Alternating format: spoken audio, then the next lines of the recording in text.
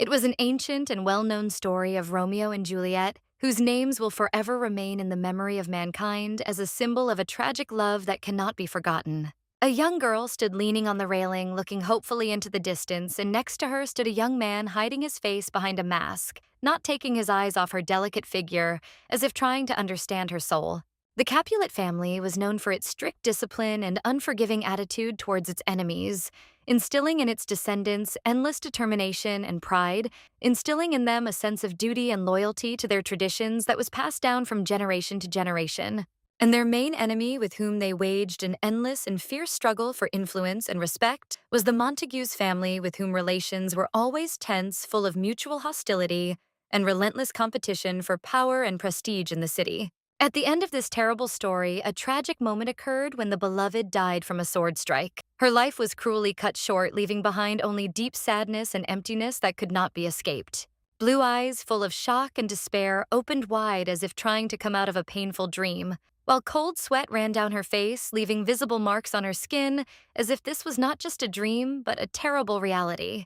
The girl, overcome with anxiety and fear, sat up in bed, breathing heavily, her chest rising with each breath, trying to escape the shackles of the nightmare that continued to torment her soul, not allowing her to forget the horrors of what she had experienced.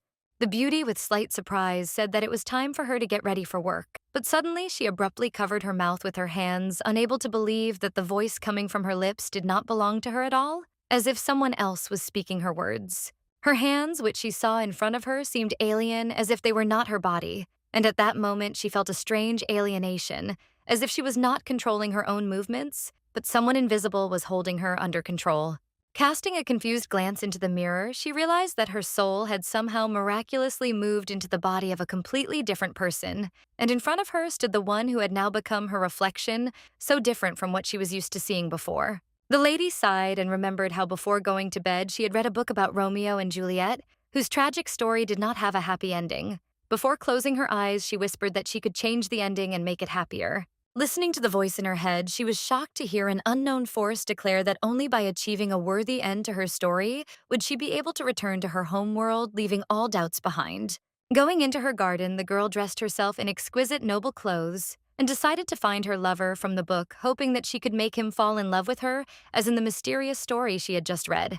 Two young people, completely oblivious to the strangers, stood in the shadows, their lips meeting in a passionate kiss, as if the whole world had disappeared, leaving only the two of them in this moment of tenderness and wild passion.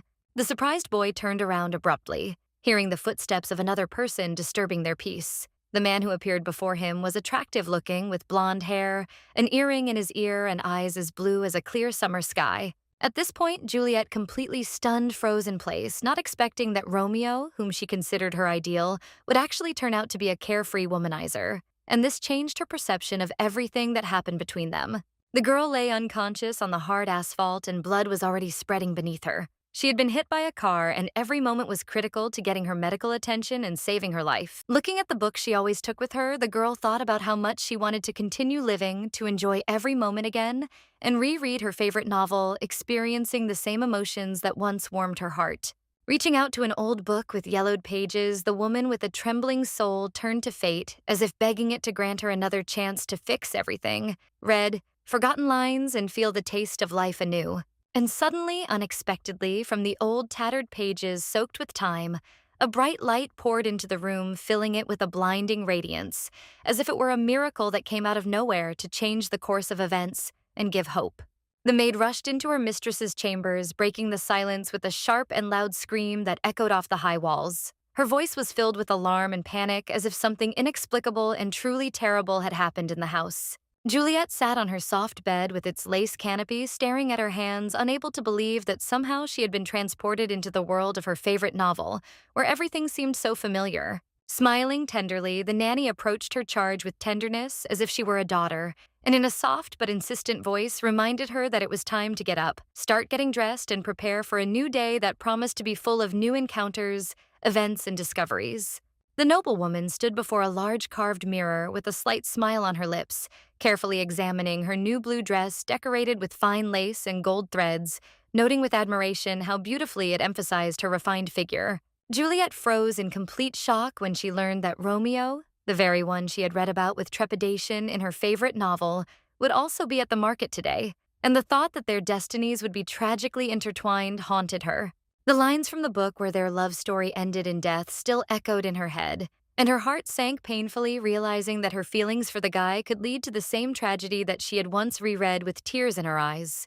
Clenching her fingers on her knees to calm her trembling, Juliet looked at her nanny and, with genuine curiosity bordering on determination, asked where the market was, clearly hinting at her desire to go there and perhaps meet Romeo. The weather outside was beautiful. The bright sun flooded the city with warm light, gently playing on the leaves of the trees, whose crowns leaned over the roofs of ancient houses, making the morning almost magical, as if time itself had slowed down. In her search for the local market, Juliet walked through the streets of the city, looking around in confusion, until she accidentally bumped into another person whose sudden look of surprise made her feel both embarrassed and interested. Frightened and stunned, Juliet quickly apologized to the couple of lovers whom she had accidentally disturbed with her sudden appearance, and feeling a hot blush creeping up her cheeks, she turned around and ran away quickly, trying not to look back. She unwittingly witnessed a touching scene where a young maiden with bitter tears in her eyes begged her lover to stay by her side and not leave her, but in response received only a cold look full of doubt and indecision. Juliet, barely containing her excitement, clutched the hem of her dress with her fingers, trying to comprehend what she had heard. Romeo, who in the book seemed to be the embodiment of ideal love, in fact turned out to be a ladies' man capable of giving his heart not to one, but to many at once. Suddenly, a woman's shrill scream rang out over the noisy marketplace, pointing with a trembling finger and loudly declaring that the girl had a knife in her hands. And now the crowd began to turn around, looking incredulously in the lady's direction as if suspecting evil intentions. A crowd immediately gathered around the victim, and people began to discuss the tragic event with concern, remembering with horror how poor and unfortunate Mr. Romeo had been, and wondering why fate had once again treated him so cruelly. On the ground like a broken hero lay the handsome man, his face pale and a stain of blood spreading across his clothes from the blow that had struck his stomach, causing many present to fear for his life and wonder about the further consequences. Juliet watched the scene with a trepidation in her soul, feeling fear grip her from within. The thought that if Romeo died, her dream of a happy ending would crumble to dust, and she would never be able to return to her world deprived her of all hope. Without thinking for another second, she rushed forward, trying to help the handsome man lying on the ground. Her heart was beating like crazy, and her mind was urging her on, suggesting that perhaps this was her last chance to change something in this story. But suddenly, out of nowhere, racing horses appeared before Juliet, their power and speed leaving her no chance of escape. The coachman, desperately trying to stop them, was unable to cope, and a scream saturated with fear and doom was stuck in the girl's throat. The lady had suffered a terrible fate, but suddenly, as if by some invisible miracle, she found herself back in her bed. Her body was trembling and her thoughts were confused. She could not understand whether this was just a frightening dream or a terrible reality that had left a mark on her consciousness. As before, her kind nurse entered the chambers to help her charge change and begin a new day. She brought with her news of the events at the market, as if wishing to distract her from the disturbing thoughts that seemed to have taken possession of her entire being. But suddenly, the lady's gaze fell on her own shoulder, where a thin but noticeable scar was visible. This unexpected sign made her go cold, and fear stirred in her heart. If it was just a dream, then where did this strange mark come from? With a slight but nervous smile, the beautiful girl decided to ask the nanny if there had been a fight at the market yesterday, trying to hide her inner excitement and not reveal the fear that deep down she was tormented by fear for the fate of Romeo. The nanny confirmed with a sad sigh. Yes, a fight had indeed taken place, and during it Mr. Romeo had once again found himself in danger. The realization that he could have died again, as in the tragic story of the book, made the lady's heart beat even faster. Juliet vowed to herself that she would make every effort to protect the life of her lover, because for her, there was nothing more important than their future together, full of happiness and love, and she was ready to make any sacrifice to preserve their destiny. Confident in her feelings, she was convinced that if she did everything possible to prove her devotion and love, Romeo would certainly see in her the one with whom he wanted to spend his whole life, becoming an inseparable part of her world. Juliet dreamed of the moment when their hands would intertwine in a single burst of love and tenderness, symbolizing the beginning of a new chapter in their destiny, where there was no place for separation and suffering, but only bright feelings and unchanging happiness. But fate was cruel again. Juliet did not have time to save Romeo, and when he died before her eyes, she felt something inside her break. As if tied to his fate, she too left this world dissolving in pain and despair. and once again she woke up in her bed. Her breathing ragged and new scars had appeared on her body, now visible on her back, like marks left by fate to remind her of every failed chance to change this tragic story. Every new attempt to save her beloved ended in failure, despite all her determination and willingness to take risks. And with each failure, the girl's soul was penetrated deeper, forcing her to feel how with each new disappointment, her heart and body were filled with pain and the wounds on them became more and more noticeable and impossible to heal. The world around her was literally crumbling, as were the events she found herself in. Romeo continued to die sometimes from poison, sometimes from an axe, as if the entire world was against his love and there was no escape. The desperate lady sat on the bed, her legs tucked under her, consumed by depression and unbearable sadness that seemed to envelop her, consuming her thoughts and causing her to get lost in the emptiness of her own feelings.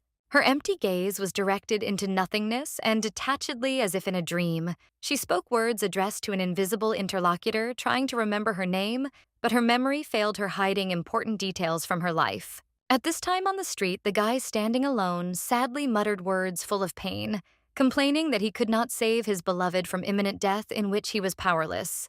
The man carefully held the body of his beloved, barely holding back his tears, feeling how her body remained motionless, and there was no breathing, as if her life had been taken away forever, leaving him in the abyss of despair. The guy was not only handsome, but also had a special charm. His red eyes and dark hair gave him an air of mystery, and his delicate facial features emphasized his sophistication and inner strength hidden behind his appearance. The city was in relative harmony, but a feud between two powerful families was shattering this fragile peace. And the feud hung over everything like a shadow, disturbing the peace and threatening to destroy the stability that the inhabitants so cherished. Family was like a mighty tiger. Symbolizing power, strength, and dominance, they proudly stood guard over their heritage, and every step they took felt like a confident assertion of their right to rule this world. The Montagues family was like an invisible bug absorbing money and influencing the economy. Its hidden power manifested in the way it manipulated resources, creating an atmosphere of genuine mystery around itself. The boy trained hard like a dummy, standing alone holding a sword in his hand. Pointing forward, his movements were precise and confident, as if every action he took was thought out in advance, and he was ready for any challenge. The eldest son of the Capulet family was named Tybalt. He was a knight, and like all his relatives, he believed that the cause of all the suffering in the world was the Montagues family, always hostile to his clan, sowing discord around. Suddenly, when the guy was about to leave, he was stopped by a familiar voice and an outstretched hand as if warning him of danger, and a look full of wariness made him freeze in place, ready for an unexpected turn of events. Tybalt did not have time to restrain his impulsive gesture, and colliding with the girl, he unexpectedly knocked her down, but caught her in time. Holding her in his arms and with anxious words warned her to be more careful in the future, not allowing her to fall. It was his young little cousin, whose name was Juliet, and her presence in his life was always like a ray of light in the shadows. Her innocent look and weightless smile gave him peace even in the darkest moments. Tybalt looked at his relative with a smile because she was the favorite in their family, and her serenity and kindness were what made her special for every member of the family, especially for the young guy who was always proud of the young maiden. Lord Capulet swore to protect his sweet daughter from the moment she was born, for she was his pride and joy. He loved her to tears, and her well-being was more important to him than anything else, even if it required sacrifice. And so the man took the young boy into his family and entrusted him with the care of his daughter, realizing that in this world she needed a protector who would give everything for her safety and well-being. Thus, Juliet found a strong ally who became a reliable support for her. His name was Tybalt, and he readily accepted the responsibility for her protection, vowing to be there in any situation. The little girl, squealing joyfully, grabbed her protector's finger, glowing with happiness, as if not realizing the full importance of his role in her life, but her trust and purity of feelings filled his heart with pride. With a blush on his face, the boy smiled, ready to provide protection and take responsibility for his younger cousin, guarding her and helping her in everything she could wish for. He constantly followed his cousin, never leaving her alone, and she in turn found herself in the most amusing and awkward situations, such as once when she climbed a tall tree and could not get down, requiring help. One day when the girl, now grown up, came to him covered in flowers, telling him that they had been given to her, Tybalt was shocked. He could not believe how quickly she had grown up and how her innocence had been replaced by femininity, which shook him to the core. And so, when the little girl turned into a beautiful young girl, more and more guys began to show attention to her, give her flowers, and even read poems expressing their admiration for her insane beauty, which only caused him anxiety. Tybalt shuddered in horror when he heard that one of the youths was ready to take his cousin by force to kidnap her if she did not agree to become his. He realized that his role as protector had become more important than ever, and now he was ready to fight for her safety. The cousin felt like a man who was guarding a poor and innocent lamb, protecting it from bloodthirsty wolves ready to harm it, because it was his duty to protect it from any threat and fear like a faithful guard. All he really wanted was to see Juliet happy, for her laughter to always sound and for her smile to illuminate the world around her, bringing light and joy like the spring sun that warms the heart. When Juliet was happy, her bright smile made Tybalt himself unable to restrain himself from joyful laughter and smiles, and they often walked in the garden, enjoying every moment of her carefree gaiety. However, something was bothering him, and so for the third time he went to the market where the crowd was loudly discussing the news that the Montagues family had again entered into a fight with Capulet, filling his soul with anxiety. Tybalt was a renowned swordsman in his country, and everyone feared him, for it could happen that any of his opponents would be nothing more than meat on the tip of his sword, falling victim to his inexorable strength and skill. From childhood, he did not like the Montagues because they often made fun of him, laughed at him without being embarrassed about their actions, and this left deep grievances in his soul that could not pass without a trace forming hatred. The Montagues were always impudent people, unashamed of their actions or words, ready to commit any meanness for their own benefit without thinking about the consequences, which only increased the hostility and enmity with Capulet. Raising his weapon, the man exclaimed with fury in his voice that if the Montagues had insulted ordinary citizens, who in turn were relatives of the Capulets, then the barbarians had insulted an entire family, and such criminals deserved punishment. People greeted the hero with joy and gratitude because he was ready to protect them from the evil and merciless Montagues, ready to cause pain and destruction, and they believed that with him their life would become safer. At the end of a long day, the boy, feeling tired and exhausted, finally lay down on his bed, closing his eyes and feeling his whole body fill with heaviness because he gave all his energy to the fight. In a dream, his beloved cousin appeared to him with long black hair braided into a hairstyle, and in a cute dress that perfectly emphasized her grace, and he could not help but admire her beauty and tenderness. Sweet Juliet smiled at him. Her eyes shone with happiness, and she looked at him with such sincere joy that the guy's heart filled with warmth, feeling the fullness of her love and feelings. In this dream, she seemed to see her love her destiny, and they both so close to each other were filled with happiness, and their joy seemed so bright and unchanging that this moment remained in his memory forever. However, everything ended tragically, and the blade covered in blood became evidence of an inescapable fate, a reminder that nothing lasts forever, and sometimes the most beautiful dreams are destined to fade away. Juliet, overcome with deep pain and despair, plunged the dagger into her heart without hesitation, and her life was tragically cut short, leaving behind only emptiness and immeasurable sorrow. The boy woke up with a sudden movement, jumping up in his bed, and in a panic began to ask himself why his beloved cousin, with whom he had shared the best moments, was doomed to such a terrible fate, even in a dream. Next to the lady on the bed lay a young man with bleached hair, and his lifeless body also evoked a sense of tragedy, because he looked no less dead than she did, as if the light had gone from his eyes, leaving only emptiness.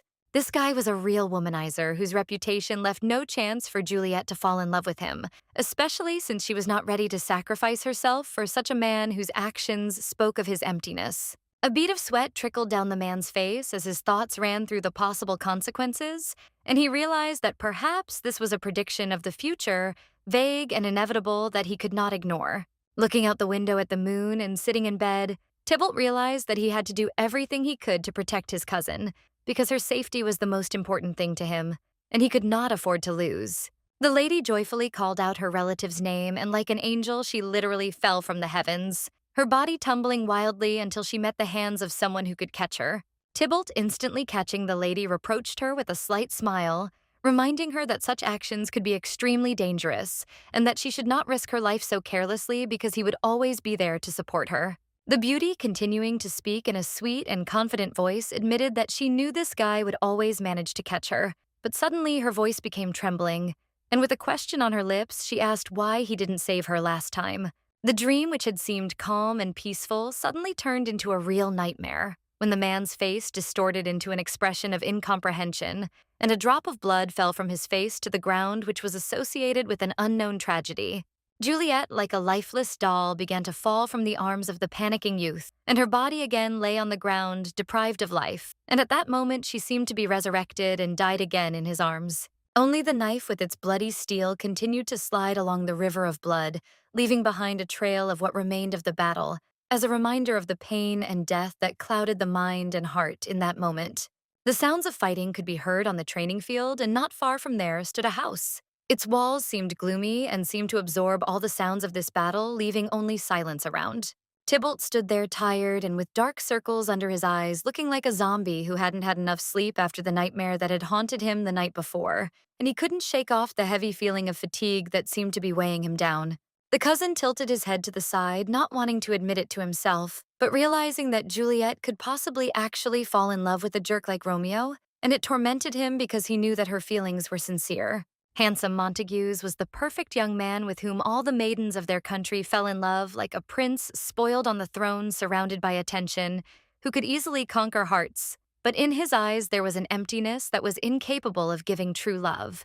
But behind the mask of this handsome man lurked a snake whose words were worthless, for he used them to manipulate, creating the illusion of sincerity, while in his soul there was no room for either feelings or honesty. Tybalt decided for himself that he should keep his cousin away from this womanizer, because he knew very well that Juliet would not find happiness with this man, but only disappointment and pain which he did not want to cause her. The women greeted Romeo with delight, meeting him with rosy faces and shining smiles that were full of admiration and adoration, as if he was their ideal with whom they were ready to share any moment of their lives. The guy tried to move forward, pushing his way past the girls who were in love with him, and with a politeness that was almost tired of their attention, he asked them to give him the way, although they still couldn't tear their eyes away from his attractiveness. The young man with golden hair was incredibly charming, and his faithful friend walked next to him, and Romeo, with a smile, greeted the ladies, and gently asked them not to interfere with his walk, as if these words were natural and effortless for him. Montague suddenly smiled seductively. His gaze became bold, his beauty incredible, and he began to flirt with the ladies, arousing in their eyes a desire that they tried with difficulty to hide from his attention.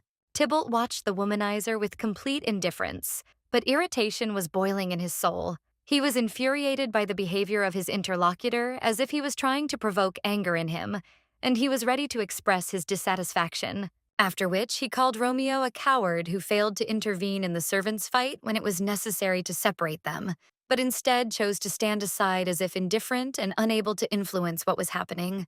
The handsome man bowed his head and with a slight sigh said that he should have known in advance that Tybalt would say such words because he was a boor unable to appreciate the full seriousness of the situation, preferring only criticism. Romeo smiled mockingly and added that he was not one to interfere in other people's affairs, unlike his interlocutor, who always sought to intervene in personal squabbles, as if it was important to him that everything happened according to his will. Tybalt shuddered with indignation. His chest filled with anger and his eyes flashed with fury, for such insolent words, spoken with such contempt, literally insulted him, and made him feel that he had been humiliated by this attack. Playing the victim Romeo without batting an eye said that by interfering in other people's affairs, a man deprives families of the opportunity to sort things out and forgive each other, as if he knew how to properly resolve all issues disregarding other people's feelings. Tybalt did not fall for the womanizer's trick, and without hiding his contempt, threw his sword straight in his direction, challenging him to a fight, intending to show that the words of this handsome ladies' man could not overshadow his determination and courage, and that he was ready to answer for his dignity. The sharp blade of the sword in his hand, tightly clenched as if ready to cut through any obstacle, felt like an extension of his rage, and Tybalt was ready to make him understand with one decisive movement that manipulation would not go without consequences, and everything he said would be paid for. With a serious face, Capulet, without hiding his determination, invited the Montagues to fight, proposing that their blades would determine which of them was right and who had the right to speak of honor standing his ground. Everything was clear. To fear was to be weak. Romeo, feeling awkward and obviously scared, fell silent, his eyes darting around in search of excuses, because he wasn't ready to fight anyone, and there was much more fear than determination, his inner voice screaming that this was not his path. His friend standing next to him looked at him with a cold gaze as if conveying a silent message that if Romeo refused the fight, he would bring shame not only to himself, but also to his entire family, because a real man never backs down from a challenge. Romeo winced, gritting his teeth. His inner resistance was strong, but he knew that he had no choice but to accept the challenge, because refusing to fight would mean betraying not only himself, but also his honor, and he could not allow that. Suddenly, the womanizer turned to his rival and, smiling broadly, did it so strangely as if he had some hidden plan that he was preparing to reveal at the most unexpected moment, as if his whole plan was hidden in that smile. The blade fell to the ground with a clatter as Romeo, no longer able to hide his weakness, explained that times were changing, and there was no longer any point in fighting, as words and reason were more important now than the strength of the blade that lay at his feet. Tybalt took a step back as the handsome man approached him, realizing that they were not barbarians, and therefore they should behave like true lords of noble families, observing etiquette and rules that were best demonstrated in refined duels. As a result, the swordsman was exposed as a rude and scoundrel, and nasty rumors began to circulate among the crowd that he was the adopted son of a lord, which made him look more like a pathetic imitator than a true nobleman, and his reputation went down the drain. Young Tybalt was indignant. He could hardly contain his indignation when he heard his interlocutor say that it was time for them to go to a fencing lesson, and he realized that he would again decide to avoid a fight with him, preferring study and training to an honest battle. The trees rustled, the wind blew, and silence surrounded everything around, broken only by the slight movement of the leaves, and everything else was absorbed by silent nature, as if it itself knew that something important was happening but did not interfere. The man, confused and dissatisfied, walked forward along the road, absorbed in thoughts about what he should do now, how to correct his honor, and what could be done about this situation in which he found himself without any support or clear path. Suddenly, Tybalt overheard someone else's conversation. Somewhere off to the side, a man named Benvolio was loudly scolding Romeo for once again avoiding a duel and behaving like a coward, evading a dispute that should have been decided by his honor. Romeo, disgruntled and insulted, stood to the side, frowning, his face contorted with irritation as he listened to his behavior being criticized for its inappropriate attitude, as he, the heir of the Montagues, should not have been in the habit of avoiding fights and showing weakness. The young man, flushed with anger and resentment, unable to bear such humiliation, turned sharply and walked away, not wanting to listen any longer to his mentor, whose words only added fire to his rage instead of supporting and teaching him. Tybalt, overhearing someone else's conversation, realized that the other people had their own reasons for arguing, and that not everything in their relationship was as simple and smooth as he thought. The moment made him think that behind every situation there is not only personal pride but also hidden motives. At that moment, Cousin Capulet calmed down, realizing that Juliet could hardly ever fall in love with such a fool as Romeo, realizing that her feelings were perhaps deeper and more complex than he could have assumed at first glance. However, Tybalt suddenly noticed that he and the guy continued to walk along the same road, did not part, and could not separate in any way, as if some invisible force had tied them to this path, not realizing that all this time they had been following the same direction. The young man placed his hand on his neck and scratched it, thinking that if he had chosen a different path, he would have arrived home only by sunset, realizing that time had passed and he still had not decided what to do with this protracted and absurd confrontation. Suddenly, the handsome man noticed someone sitting behind the trees reading a book, and his gaze lingered on this person as if something in this moment caught his attention, as if this person held the answer to all his doubts. It was sweet Juliet spending her time reading her beauty. Flawless as always, her face reflecting peace, and the silence around her only increased her charm. She was sitting on the grass, absorbed in a book, and seemed completely carefree. A terrible dream about a lady dying came back to him, and the thought again caught Romeo off guard. Tybalt felt his heart beat faster, and his hands instinctively reached up to his face as if trying to push away the horrific image that haunted him. With determination and cold confidence, Tybalt firmly decided that he would not allow the womanizer to meet his cousin, because he knew that with Romeo, only pain could await her, and he could not allow her to suffer for the sake of some frivolous young man. The noblewoman sitting near the tree turned around peacefully at the strange sound. Her attention was instantly drawn to the unusual silence. Something in the air changed, and she felt her instincts go on alert. Tybalt was breathing heavily, sweat pouring down his face, and he hoped the girl hadn't heard anything. His nerves were on edge, and every rustle made him wary, as if something was about to happen. Meanwhile, Romeo found himself in the arms of his companion, whose hands covered his mouth, preventing him from saying a word, as if Romeo himself were part of this hidden conflict into which he had been drawn against his will. Tybalt angrily ordered the young man next to him to be quiet and not draw attention to himself, knowing that any action he took could lead to their secret being revealed, and he could not allow that to happen despite all his anger. Finally, Juliet finished reading carefully, closing the cover of the book with her hands, and with a loud thud, the book closed, leaving her in complete silence as if nature itself had stopped waiting for what would happen next.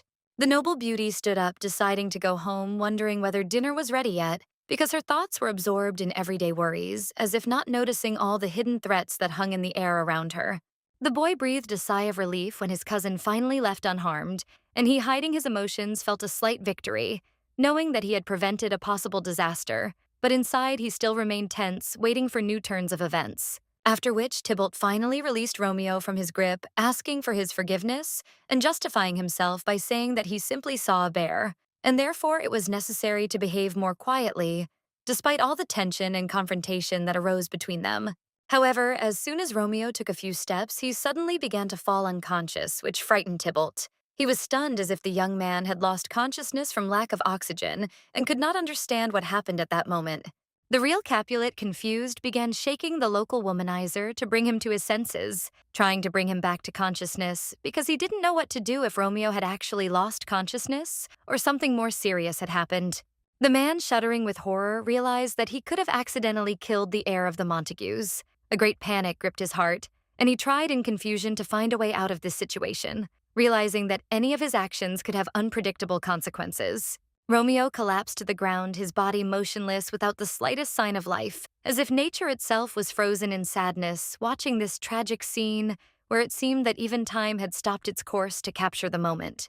Tybalt, bending down next to the lying youth, carefully put his ear to his chest, hoping to hear at least a weak heartbeat, but feeling only icy silence, shuddered with his whole body, realizing that life had left this beautiful young man forever. Capulet trembled all over, refusing to believe that his hands had committed such a terrible deed. And now he stood overcome with fear and guilt, realizing that he had forever destroyed the future of the heir of the family, with which they were bound by enmity. One of the boys grabbed the other one tightly by the hand, desperately pulling him along as if wanting to tear him away from this tragedy. And in a panic full of fear and hope, he rushed to call for help, hoping that fate would still allow him to return the lost lives. A difficult but necessary decision was made to go to church, where they believed they could seek divine help and prayers that could perhaps change the course of fate and return what was lost. The man, hoping that the priest could perform a miracle and heal Montagues, pulled his lifeless body with all his might, as if believing that the very act of loyalty and perseverance could bring about the mercy of heaven. Ultimately, Cousin Capulet faced exile for the murder of Montagues, or imprisonment, a grim prospect filled with despair and bitterness that seemed inevitable once the truth of what had been done became known. The man shuddered with his whole body, realizing that his future could only turn out to be worse. Perhaps death or an inglorious existence awaited him, but the thought of punishment did not frighten him as much as the need to live without forgiveness. However, if the price for Juliet's happiness and safety meant making such sacrifices, Tybalt was ready to accept this fate without a moment's hesitation, because for the sake of her future, he could sacrifice everything he had. Suddenly, Tybalt tripped, lost his balance, and fell to the ground with a dull thud right next to Romeo's motionless body. The man's gaze fell on the young man whose helpless body seemed a symbol of the fragility of life, so easily destroyed by one false step. The man lost consciousness, and when he came to, he felt the softness of a snow-white sheet beneath him. His gaze fell on the clenched hand, which was nervously clutching the fabric, as if seeking support in this strange and frightening reality. The swordsman jumped up suddenly, trying to comprehend where he was, his wide, surprised eyes running over the unfamiliar surroundings full of strange silence and majestic calm. Tybalt looked around in amazement, noticing that he was in a room furnished with exquisite luxury, gold patterns on the furniture, brocade on the curtains, and a soft carpet under his feet created the feeling that he had been transported to another world. Pressing his hand to his stomach to calm the uneasy excitement, he suddenly noticed that he was wearing completely new clothes, a snow-white nightgown which someone had obviously carefully selected and dressed him while he was unconscious. Suddenly, a maid burst into the room, loudly exclaiming that Tybalt had slept especially long that day and had spent the entire morning in bed, seemingly oblivious to his business and worries. Her voice sounded both alarmed and reproachful, causing the man to become wary. Tybalt looked down and thought thoughtfully about the fact that perhaps his crime had already been discovered, and the decision about his punishment had been made, and therefore this whole calm atmosphere could only be a prelude to the inevitable punishment. However, the maid had something completely different in mind. Without even suspecting his worries for a moment, she placed a basin of water on the table and, looking at him with surprise, asked what he was talking about in such a strange, tense voice. Tybalt froze, shocked by the news he heard from her. It turned out that Montagues had again entered into a fight with the Capulet family's men that morning as if nothing had happened. Shocked to the core, he ran down the long corridor, unable to comprehend what was happening. Romeo, he remembered, had died in his arms, and this guilt burned in his heart, and now everything seemed to be returning to normal, causing horror and bewilderment. Juliet greeted her cousin with a warm and sincere smile, her blue eyes filled with joy at meeting a loved one. However, the moment she looked at his face, her mood immediately darkened. Something was wrong. However, Tybalt, gloomy and immersed in his own thoughts, just walked past her without even stopping. And when she tried to speak, he responded rudely and coldly, saying that he had too much to do, and that he had no time for talking now. Meanwhile, the heir of the Montagues family, accompanied by guards, was escorted back to his estate, sternly informed that his punishment had already been determined. He would be held responsible for provoking the fight, jeopardizing the fragile truce.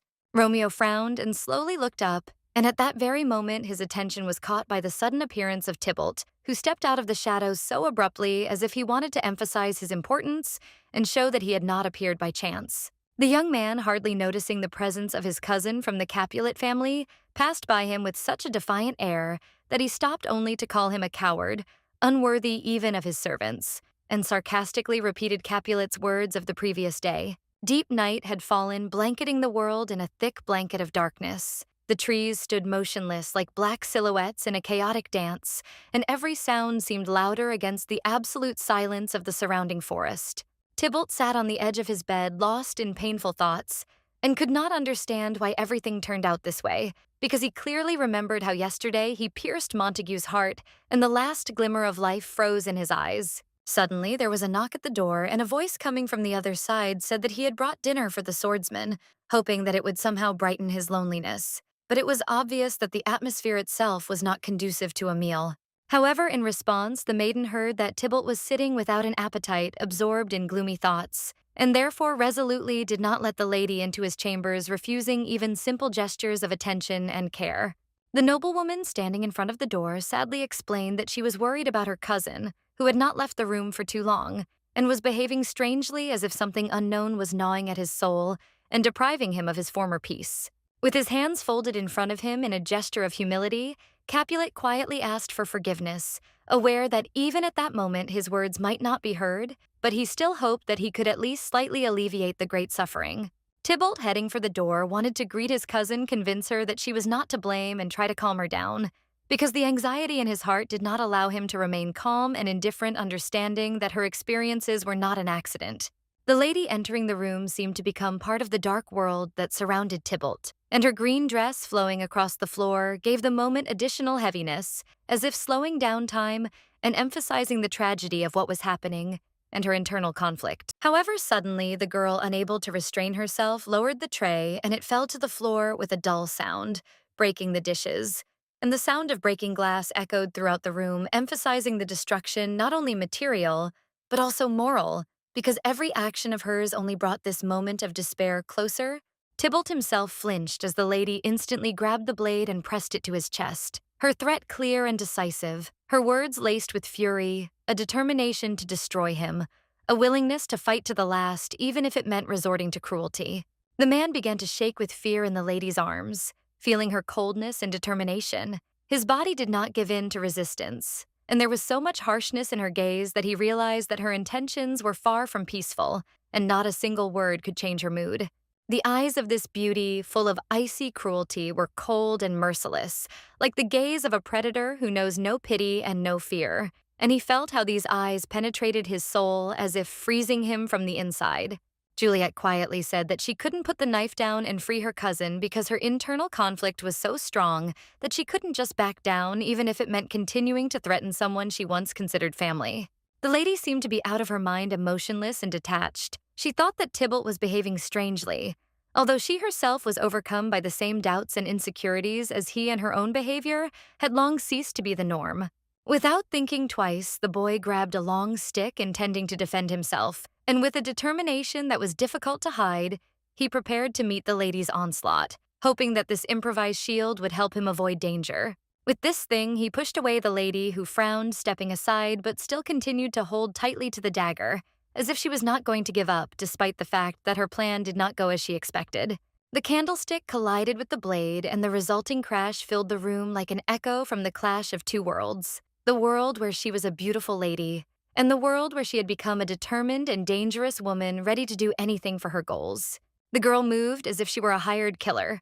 Her movements were precise and fast, completely unlike those that the sweet and innocent Juliet could make. Her self-confidence was frightening. Suddenly, the candlestick was thrown towards the lady, and it flew through the air with such force that she had to dodge it, while the boy, seized with panic, shouted, asking who this strange stranger was who looked so much like his cousin. The beauty dodged under the shout of the guy, who asked who this strange stranger was, who looked so much like his cousin, because at that moment, his mind could not believe what was happening in front of him, not realizing that all this was much more complicated than he thought. Tybalt, with despair in his voice, asked where his Juliet was, and what this strange lady was doing here, who was obviously trying to kill him, and his mind could not comprehend this terrible riddle, because every gesture of hers was like a step into the abyss. A cut appeared on the beauty's cheek from the guy's blow, and blood began to flow from there. Her face was distorted with pain, but she did not allow herself to give up, continuing on her way, despite the injury, as if it was just part of her plan. Juliet thoughtfully ran her fingers over her cheek and said to herself that this time everything was different. Her thoughts seemed to be torn apart by conflicting feelings, and only one thought arose in her head: something was wrong here, and she could not understand what exactly. Suddenly, the noblewoman burst into tears, pitifully calling her cousin by name. She said that she was simply playing with her relative and he behaved so rudely, and there was genuine resentment in her voice, as if she really did not understand why she was taken seriously. Tybalt froze in shock when he heard from his cousin that it was just a joke, and his mind could not immediately believe what was happening, because in front of him stood the one whom he saw as a threat, and now all his feelings were confused. Rubbing his neck awkwardly, the man agreed to come closer to her and examine the cut he had given her, feeling his doubts and fear subside, giving way to some strange guilt and a desire to fix everything. However, as soon as Tybalt came closer, a woman's arms grabbed him tightly, pulling him towards her, and he felt his body being captured before he could realize that all of this was part of her next move, premeditated and carefully prepared. Juliet smiled kindly and asked her interlocutor to relax and not to tense up, but the guy became scared only by her reaction and the strange behavior of his relative, who suddenly became completely unpredictable, as if she was hiding something dangerous. And despite her soft words, he took them as a warning, because suddenly the beauty's smile was replaced by a terrible expression and a smirk she promised to hurt him if he did not relax. And Tybalt felt the tension in his body increase.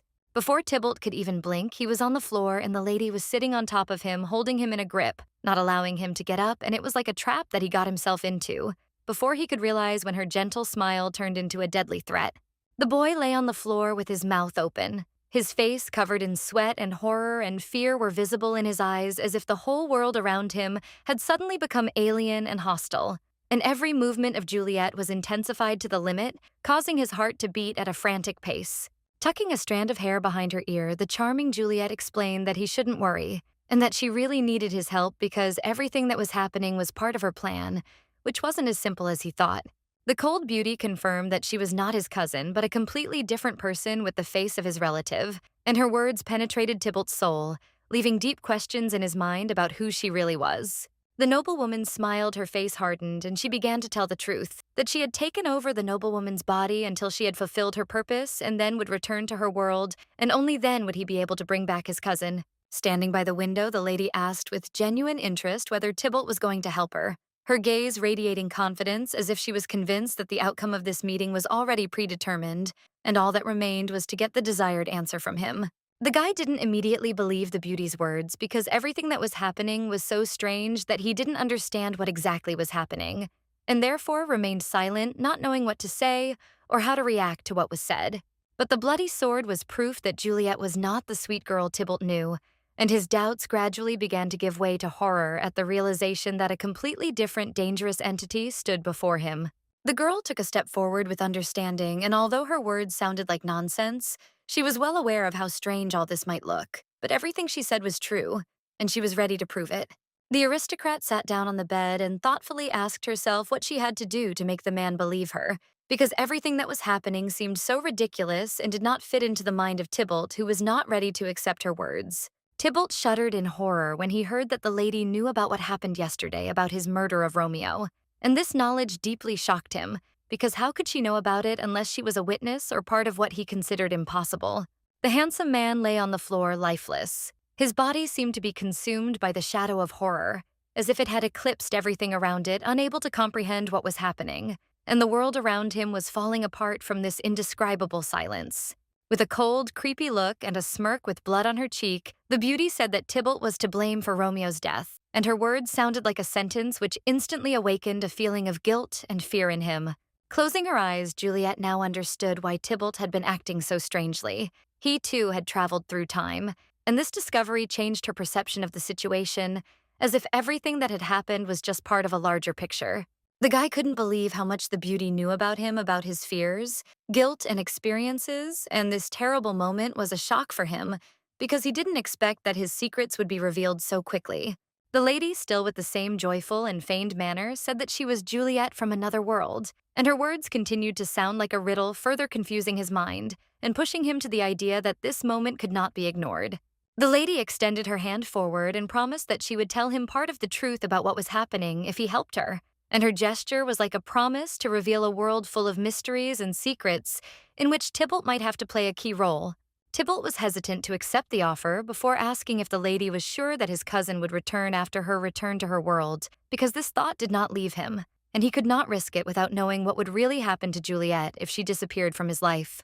Having received consent, the nobleman shook the lady's hand, and the moment their hands met, she said that she had never lied to him, and her words sounded sincere, like a promise that she would not deceive him in the future. Suddenly, Juliet abruptly pulled her interlocutor along with her, shouting that it was time for them to go, and her voice was filled with determination, as if time was running out, and their entire fate depended on what would happen in the next minute.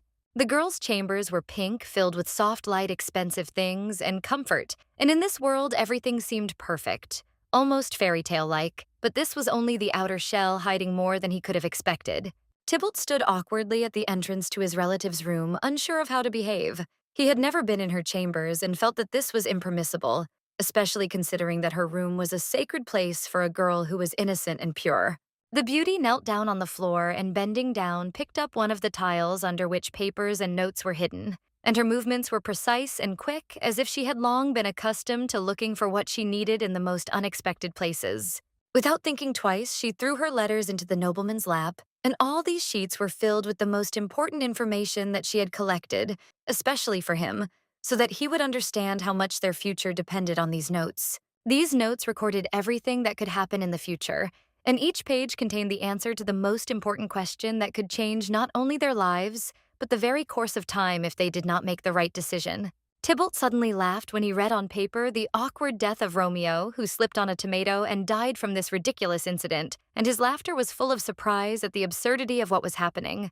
However, the man immediately stopped laughing, his mouth wide open in amazement when he realized that this ending was not the worst, because according to the records, Juliet did not marry Romeo, which seemed incredible to him. But despite this, the guy still died because of the tomato, and no matter what attempt the lady made to change this outcome, her efforts were in vain. Romeo's death was predicted, and nothing could avoid it, even if she tried to save him. In the end, the maiden explained that she had asked her cousin to help her marry Romeo, and realized the ideal ending she had dreamed of, believing that this would lead to the right outcome for everyone who found themselves in her world. The nobleman stood there awkwardly horrified, asking if the lady had to marry this womanizer, since the thought of her being with such a man seemed impossible to him, and he couldn't understand why Romeo was so important. Pressing her palm to her cheek, Juliet agreed that there was a condition. Her fiancé had to be the sweet Romeo, and this was inevitable as part of her destiny, which she intended to fulfill no matter what. Now she had her own faithful swordsman, a doll who would help her make her goals a reality, and she was sure that with his help everything would work out, because he was the only one who could act according to her plan without asking unnecessary questions. With the help of the map, they will be able to find their way to the right place, which will lead them to a good ending that will not only justify their efforts, but also open the door to a new life filled with hope and opportunities to change the future. Following the directions, they will soon find a treasure chest that will open, and a bright light will emerge from it, as if fate itself had finally decided to reveal to them the secrets that had remained hidden from their eyes until now. And Tybalt, joyful, will bring his sweet cousin back, and the long-awaited family reunion will come when their hearts will beat in unison, and all the trials and dangers will be left behind, leaving only happiness and a bright future.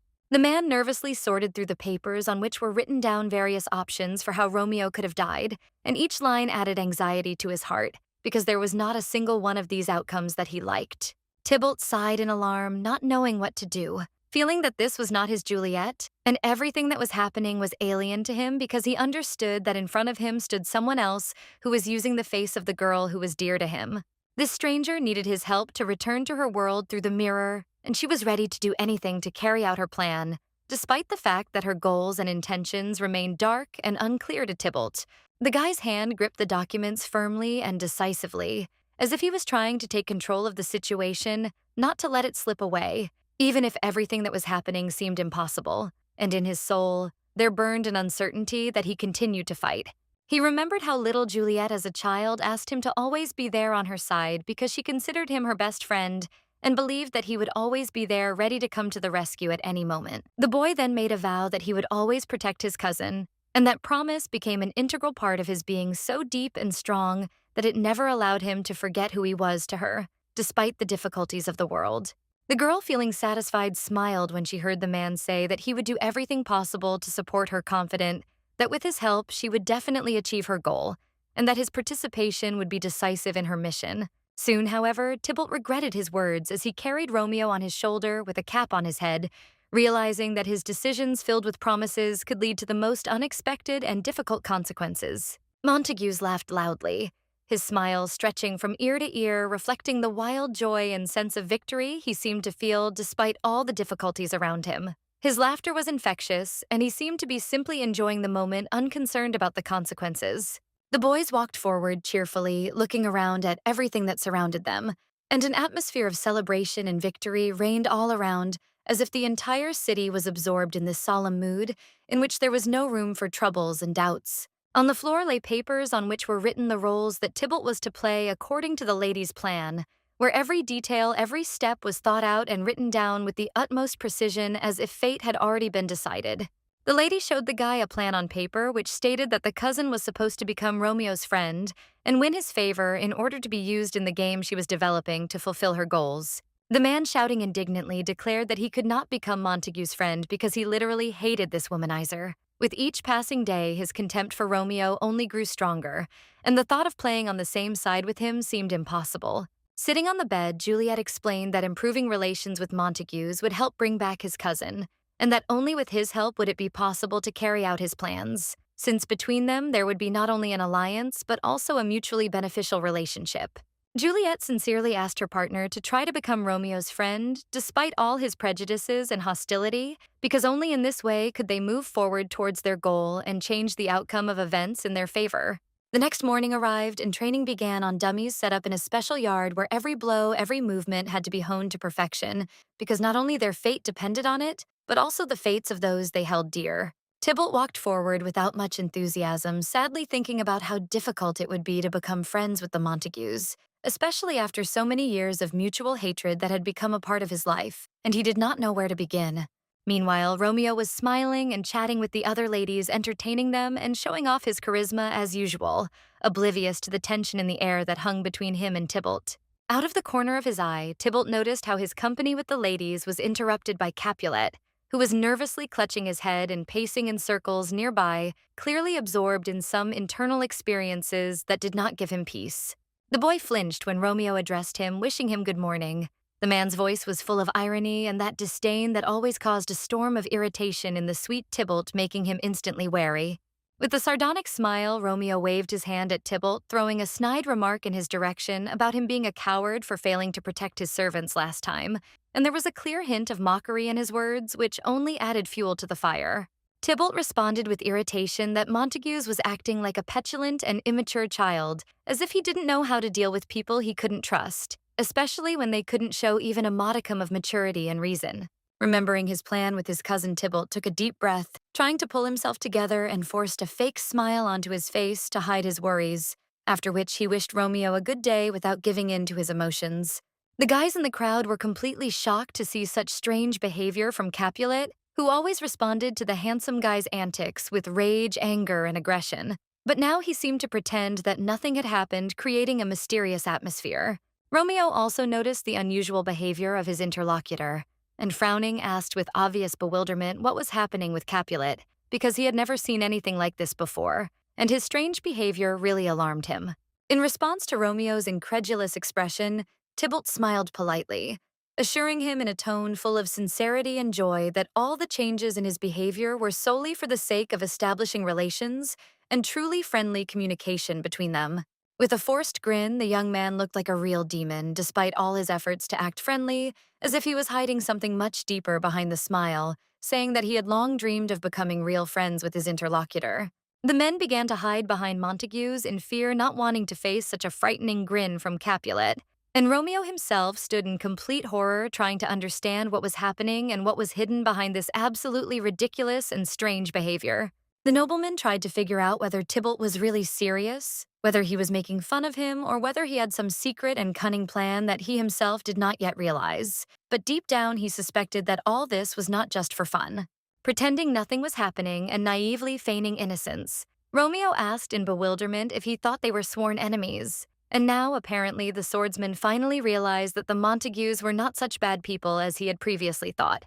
Placing his hand on his new friend's shoulder, the man loudly and joyfully shouted mockingly that apparently the Capulets had finally realized that they were much worse than the Montagues, since their behavior did not at all correspond to the standards of decency.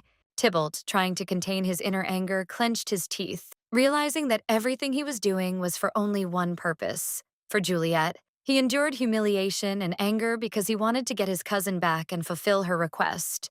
Suddenly, Romeo raised his companion's hand high and joyfully shouted that they should all go to the market and celebrate such good news, the end of the long-standing feud between their old families. Rumors spread throughout the city that the bloody conflicts between the two famous houses had finally ended, and that the long-awaited peace had arrived, bringing prosperity to everyone, illuminating hopes for a brighter future. Tybalt, a little confused, suddenly found himself walking across the square hand in hand with Romeo, who at that moment was becoming the object of admiration of the townspeople. Everyone was singing odes to him, welcoming a new beginning that promised to change destinies. As a reward for the peace agreement, the Montagues handed Tybalt a cup of drink, and he gratefully accepted the gift, feeling the weight of tension that had been gripping his shoulders gradually lift, leaving a feeling of relief. A spoon accidentally hitting the rim of a mug caught the attention of the crowd, and everyone froze in anticipation, for the toast was ready, and with it the promise of a better future for all. Romeo, closing his eyes, began to recall with bitterness and regret those distant times when a bitter feud raged between their families, and how stupid and senseless it had seemed. His voice was affected, but everyone believed every word. The crowd, in complete amazement, listened spellbound to the pompous speech of the young man who stood with his mouth open and his eyes sparkling as if greedily catching every moment as if he were a priest of some ancient cult. Tybalt, standing awkwardly nearby, had absolutely no idea how to react to what was happening, and his mind was shrouded in confusion, not understanding how to behave in such a situation, what to do with the emotions that were overwhelming his soul. Romeo, with a caustic, ironic smile, firmly said that he would like to thank Capulet for the first step towards reconciliation, boldly expressing his feelings as if it were an act of great virtue on his part.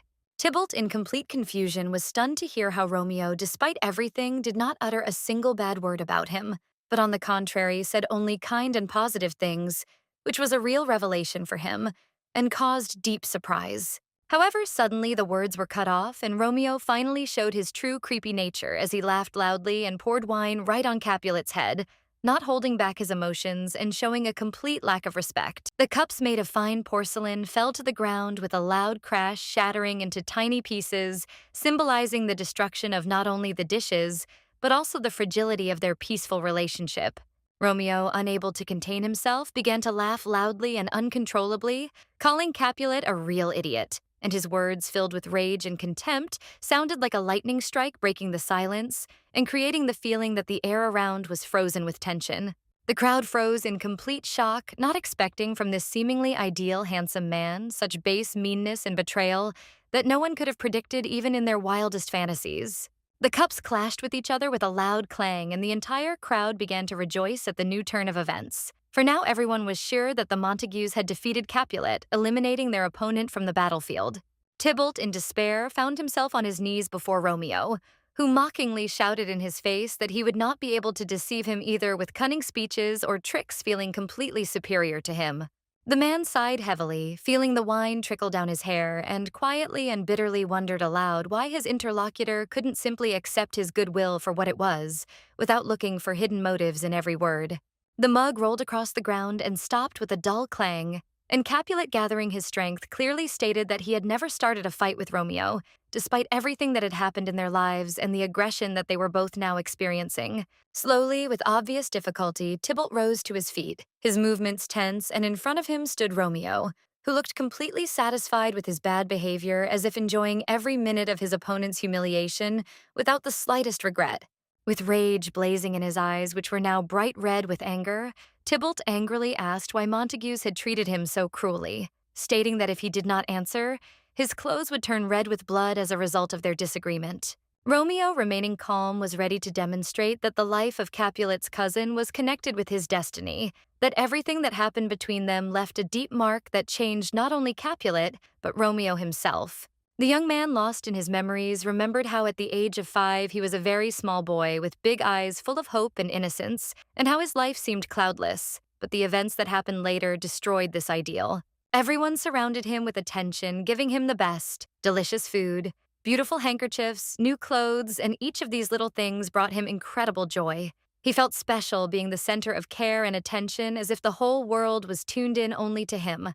The girls turned their attention to the sweet boy with delight, tenderly braiding his hair, showering him with compliments, and he, with sincere embarrassment, responded to their kind words, not realizing how quickly all this became a part of his little life. The other boys were also not indifferent. They admired their friend, taking him as a role model, because even at such an early age, he knew how to behave with dignity, was engaged in fencing, and was an example for everyone. Then out of nowhere, Tybalt appeared, and with a loud voice and complete confidence, he shouted that he was a much more skilled swordsman than Romeo. His words sounded like a challenge, breaking the idol and forcing everyone to pay attention to this unexpected moment. And then Montagues, without holding back his emotions, expressed all his hatred towards the young man who seemed to have taken all the attention, leaving Romeo in the shadows. And now he was ready to show this indignation openly and without embarrassment. Tybalt, without losing his composure, reached out his hand to the mug from which the wine had just spilled, trying to pick it up, but his actions were so abrupt and aggressive that everything that was happening became more and more tense. The guy barely managed to catch the mug that was thrown at him, and words were thrown in his face, accusing Romeo of his behavior, directly provoking the fight. And despite his attempts to remain calm, the situation was escalating with each passing moment. Smashing his mug on the floor, Montagues said with rage and anger that he had always hated Capulet, and his words burst out like a fiery stream, as if he wanted to finally get rid of this feeling that had been accumulating in his soul for a long time. But most of all, he hated the guy who stood in front of him with black hair dripping with drops of spilled wine, and his eyes blazing with rage like two fiery torches ready to destroy everything in their path. Suddenly, Romeo, unable to contain himself, began to laugh evilly, mocking the Tybalt family, saying that they were completely unworthy of anything incapable of greatness, and his words cut the air like sharp knives, leaving no room for forgiveness.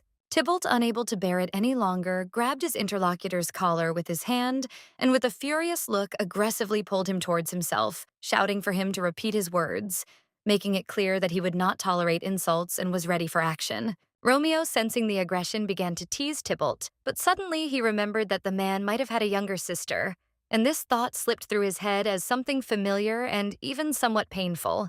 Cruelly, with contempt, the aristocrat began to mock that Juliet was unlikely to marry, and in that case she would become a servant for his family, not deserving of a better fate, and his words sounded like a stab, causing Tybalt to feel bitterness and humiliation.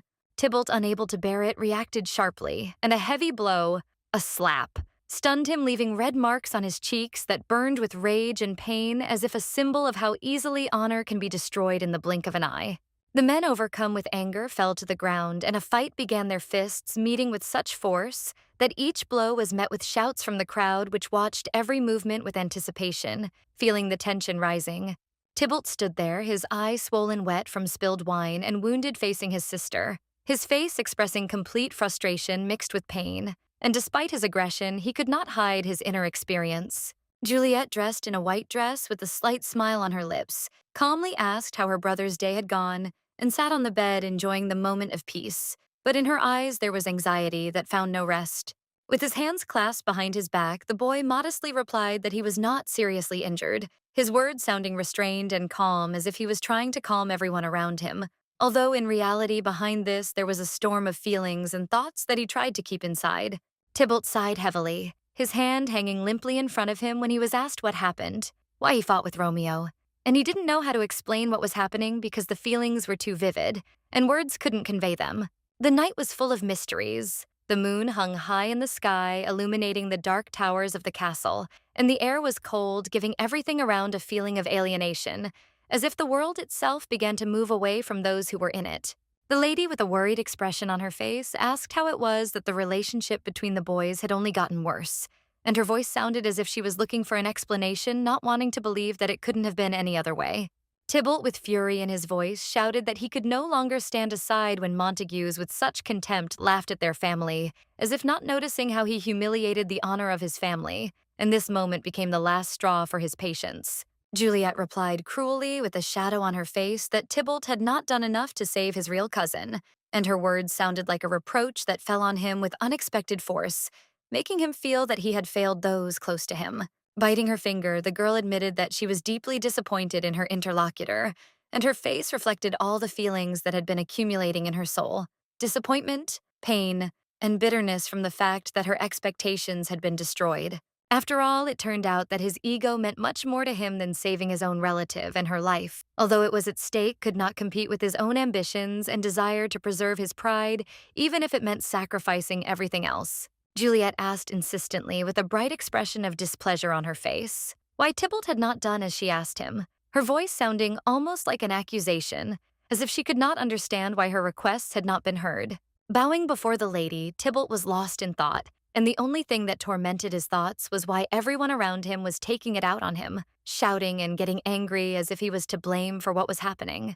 The lady, not noticing his silence, continued her pompous speech as if trying to emphasize the importance of her words and emphasize her superiority.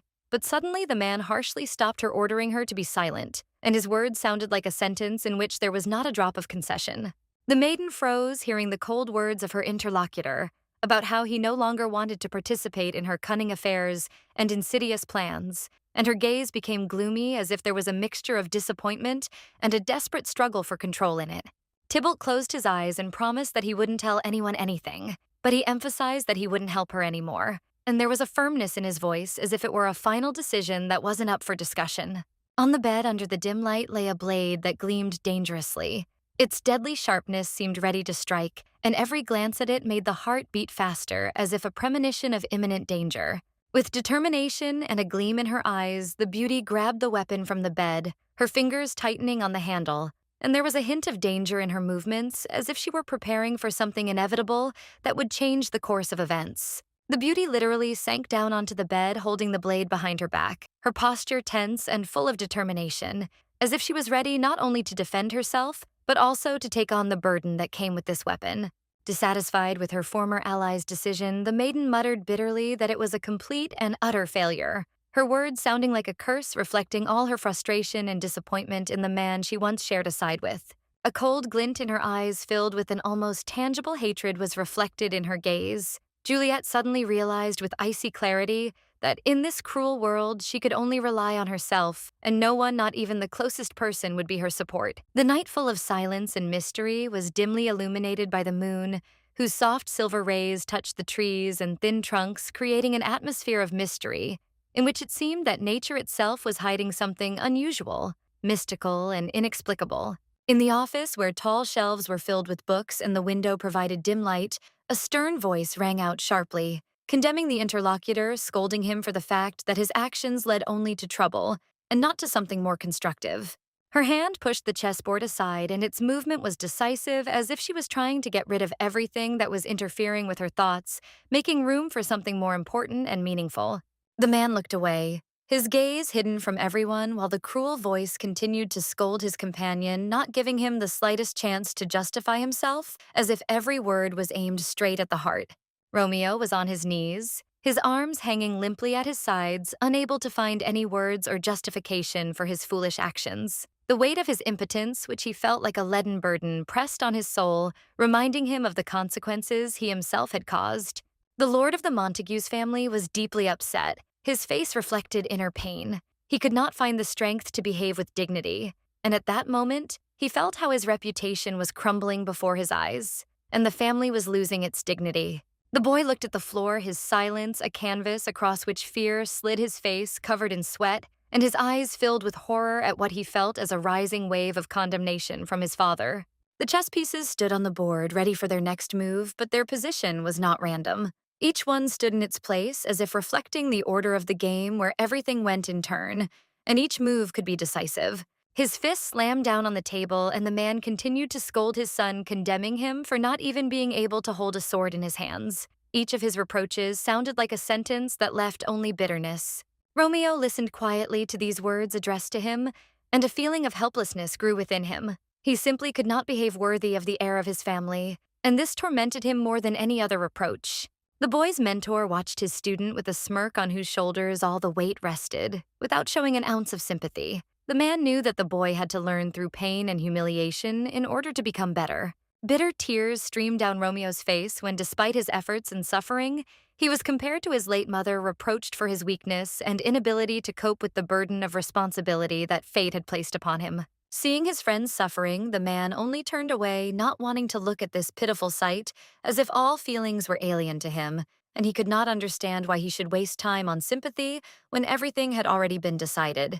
Covering his face with his hand, the man said bitterly that if Romeo took his place and became the head of the family, then the future of their family would be in an extremely deplorable situation, consumed by failures and dangers that would destroy all their hopes. Suddenly, another Montagues intervened, gently asking his uncle to calm down, since in his opinion, anger is like a weapon capable of breaking not only ties but also health, and therefore such rage should be avoided so as not to cause harm to oneself. Romeo continued to cry inconsolably, hiding his face behind his hand, his heart aching with pain until his mentor, holding back his anxiety, promised the head of the family that the young man would mend his ways and return to the path of correction, despite all the trials and difficulties that awaited him. Soon the nobleman left the hall, leaving the two boys alone in a vast room where the silence like fog and the darkness like a thick curtain only increased the tension, as if squeezing the space around, filling it with thick, heavy air.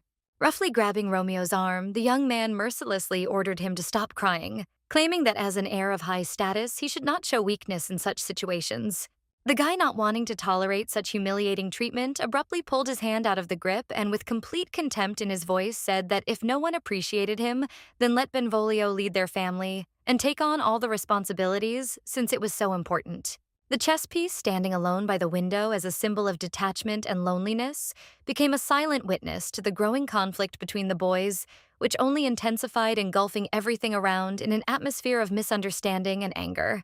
Romeo stood there, lost in sadness, and asked with longing why no one noticed his true essence hidden behind the outer shells, and the wrong judgments of those around him, leaving him alone with these immutable questions. His interlocutor roughly pushed Romeo aside, not bothering to respond to his words, and with a cold expression on his face walked past as if not noticing the suffering of the young man, who, standing in the shadows, was immersed in his invisible pain, feeling how hard it was for him. Benvolio was left alone, deep in thought, his thoughts haunting him, and the words of Romeo, the heir to the chieftain, still echoed in his ears, making him doubt whether what was happening was right, and whether they had chosen the right path in this confusing situation. At this time, Juliet sat in front of the mirror, her back covered with many scars, and her gaze was full of determination, as she firmly said that she could not allow herself to make a single mistake, despite the gravity of her situation. The mansion was filled with noise and hubbub. The guests were excitedly discussing the upcoming ball, which was rapidly approaching, and everyone's hearts, as if beating in unison, were filled with anticipation, creating an atmosphere in which the air seemed saturated with inexpressible excitement.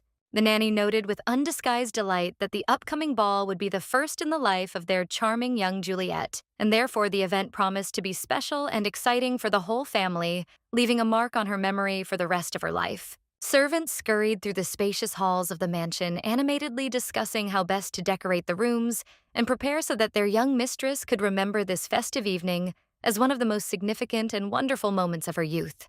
Tybalt was dressed in exquisite ceremonial attire where white and black were harmoniously combined, and his elegant appearance was complemented by a hat gracefully held in his hand, which gave him a refined and noble appearance. The man, lightly rubbing his neck with his hand, calmly said that the servants should no longer worry about his appearance, but concentrate their efforts on other tasks that required their attention before the important event. Suddenly, the guy's expression changed and his mood darkened as he remembered his cousin's recent 20th birthday and their last argument, which left a heavy and unpleasant residue in his soul that he couldn't just forget. Juliet, who was now standing next to him, no longer seemed to him the sweet and dear girl she had been before, because in front of him stood a complete stranger, distant both in distance and in his soul. At that moment, Tybalt realized that he had lost his last chance, which could have allowed him not only to save his cousin, but also to return her former warmth and sincerity that once connected them. Lowering his head with an expression of deep regret, the boy mentally reproached himself for not being able to realize everything he had long dreamed of doing for the sake of his cousin, who had always remained for him not just a relative, but a dear person. In his heart, he imagined how on the day of her debut, he would be next to her, supporting her and holding her hand tightly, becoming a real support for her at that important moment when she would first come out into the world. The dreamer saw how he could help his cousin meet worthy young men, and if Juliet found her love, Tybalt without hesitation would help win the heart of the chosen one, doing everything to make her happiness a reality. Unexpectedly, Juliet entered the hall dazzlingly beautiful in her exquisite snow-white dress decorated with fresh flowers, which emphasized her youthful charm and created the image of a real princess from a fairy tale. Tybalt himself rose hastily to his feet on hearing the news of the arrival of his cousin, whose heart he so desired to win back, hoping that this meeting would be the beginning of a reconciliation and the restoration of their former intimacy. However, instead of the expected smile and warmth, Juliet only coldly turned her gaze away, as if deliberately ignoring her cousin's presence, leaving Tybalt with a feeling of detachment that echoed painfully in his soul. Suddenly, on a sudden impulse, the swordsman grabbed Juliet's arm tightly, forcing her to stop, and with desperate determination said that she would have to listen to him because this conversation was necessary for both of them to clarify many things. However, Juliet moved away with obvious indignation, sharply slapping away the stranger's hand, clearly intending to continue ignoring her cousin, demonstrating with her behavior a complete lack of desire to engage in any kind of dialogue. But Tybalt was persistent and showing firmness took her hand again this time with both palms trying to be both gentle and confident, as if he hoped to convey his sincere intentions through touch.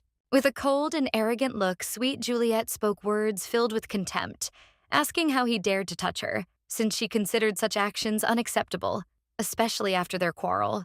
In response, the swordsman sincerely asked for forgiveness for his previous mistakes, admitted his guilt before his cousin, and with a trembling voice begged for another chance so that he could prove that he was capable of improving and earning her trust. Quietly and with some uncertainty, Juliet listened to the words of her interlocutor, although she could not fully understand what exactly he needed from her and why he came to her at this hour, when doubts and anxiety reigned in her soul. Standing in the spacious room, Tybalt spoke to his interlocutor, feeling a slight relief that he had finally stopped being ignored, and also perhaps that his sincere apology, which he considered an important step in restoring the relationship, had been accepted.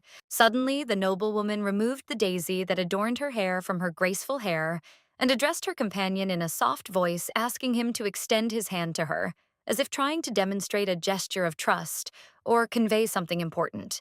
The grown man, without any unnecessary questions or hesitation, obediently extended his hand forward, wanting to fulfill the request of the girl whose actions seemed to have some hidden intention, arousing his curiosity and slight anxiety. The woman carefully placed a daisy bracelet on his wrist, as if this symbol of reconciliation spoke louder than any words, conveying a deep sense of hope for a new chapter in their difficult relationship, full of trials and promises. The chandelier hanging from the high ceiling softly illuminated the room, creating a cozy atmosphere, where every object was filled with a mysterious light and warm tones, enhancing the feeling of a moment of reconciliation.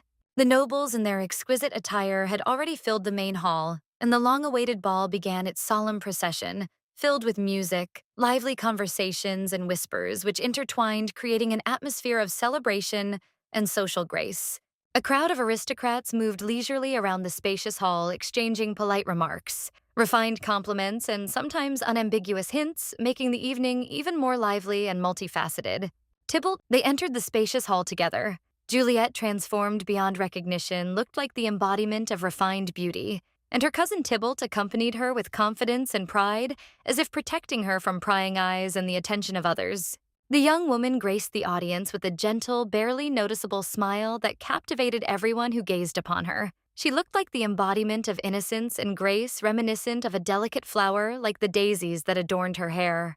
However, as soon as the fans began to approach, Tybalt cooled their ardor with a menacing look, forcing those who were ready to throw themselves at her feet to show their admiration and confess their feelings to stop.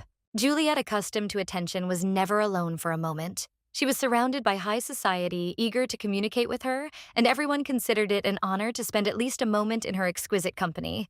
Tybalt stood a little to the side, watching his cousin carefully. His gaze was slightly intense, as he could not forget the request she had once asked him to fulfill, and now he felt responsible for fulfilling it. His task was clear: to warn the girl about Romeo's appearance at the ball, known for his reputation as a womanizer and a jerk. Tybalt, standing aside, couldn't help but feel a certain dislike for the young man, knowing he would have to report it. Suddenly a loud scream was heard, and the husband, looking at his wife in fear, hastened to ask what had happened. The lady merely pointed to her dress, explaining that someone had spilled a drink on her, which had ruined her outfit. A young man with dazzling blonde hair, paying no attention to those present, walked forward, roughly, mercilessly pushing the nobleman aside as if not noticing him.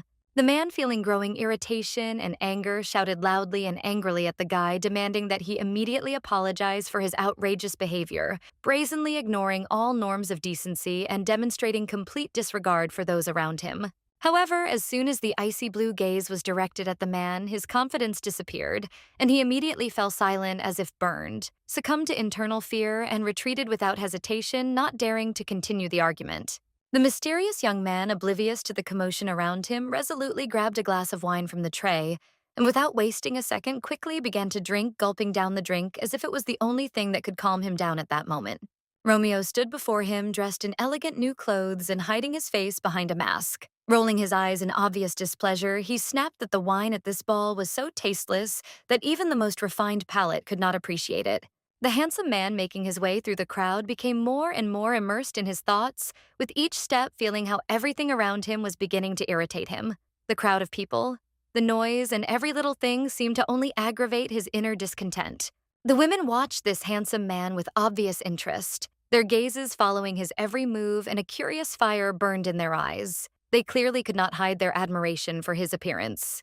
However, Romeo did not feel the slightest curiosity towards these ladies. His heart was consumed by fatigue from constant attention, and he had long since ceased to find satisfaction in such glances and compliments. He lazily reached out to pick up his new glass of wine, his fingers touching the cold glass, and he lifted the glass with an imperturbable expression, as if he was completely absorbed in his own thoughts and oblivious to the world around him.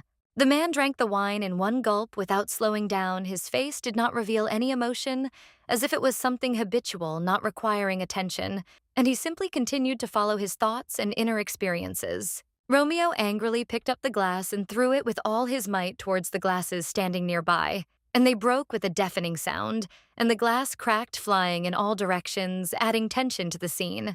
Staggering with anger and tension, sweet Romeo, unable to contain his emotions, slowly walked towards the vase containing the bright red flowers, as if their calm and beauty were causing him more and more irritation. One of the red plants, unable to withstand Romeo's fury, was roughly torn from its vase and thrown to the floor, its scarlet petals, like the last witnesses of his emotions, scattered, and the scent of the flowers quickly disappeared into the air.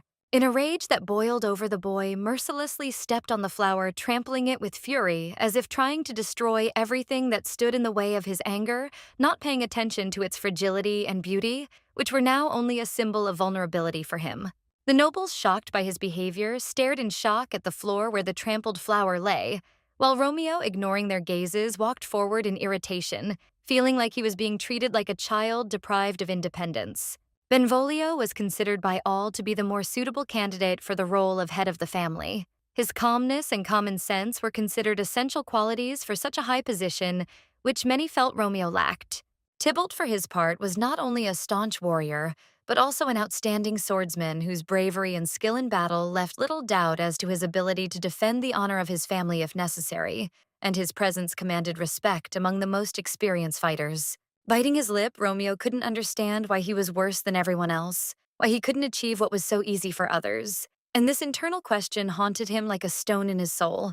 The aristocratic mansion was truly magnificent. High ceilings, exquisite decoration, and flags fluttering in the wind gave the room a special solemnity, as if reminding of the grandeur and wealth of this place. Suddenly, the boy stopped hearing whispers from the crowd like the sounds of hushed conversation. People were discussing how especially the night Tybalt had dressed that day, and his appearance had become a real topic of conversation, attracting the attention of everyone around.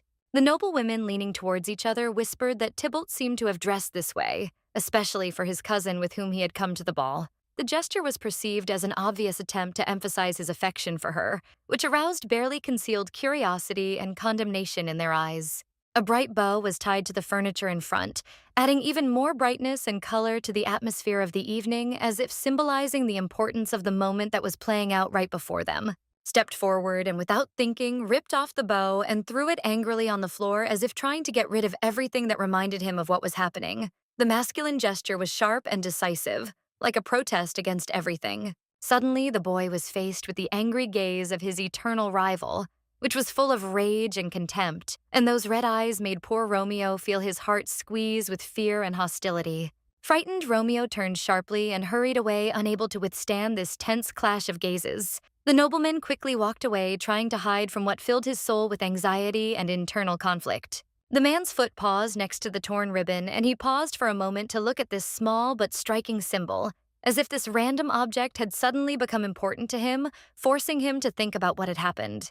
Romeo, stepping around the corner, suddenly stopped and thought maybe he really should just go home, get away from all these tense situations and experiences that only added unnecessary anxiety and worry. Suddenly, as if from nowhere, Tybalt appeared next to him, and without showing the slightest sign of joy, he greeted him in a sullen and harsh tone.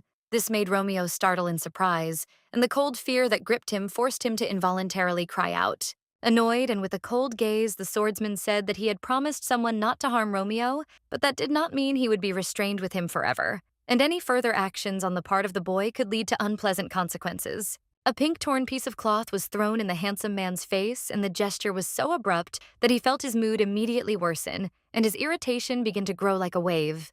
The guy again felt uncomfortable with the words of his interlocutor, who, like many others, did not hesitate to criticize him and give orders indicating how he should behave, which only increased his internal tension and anger.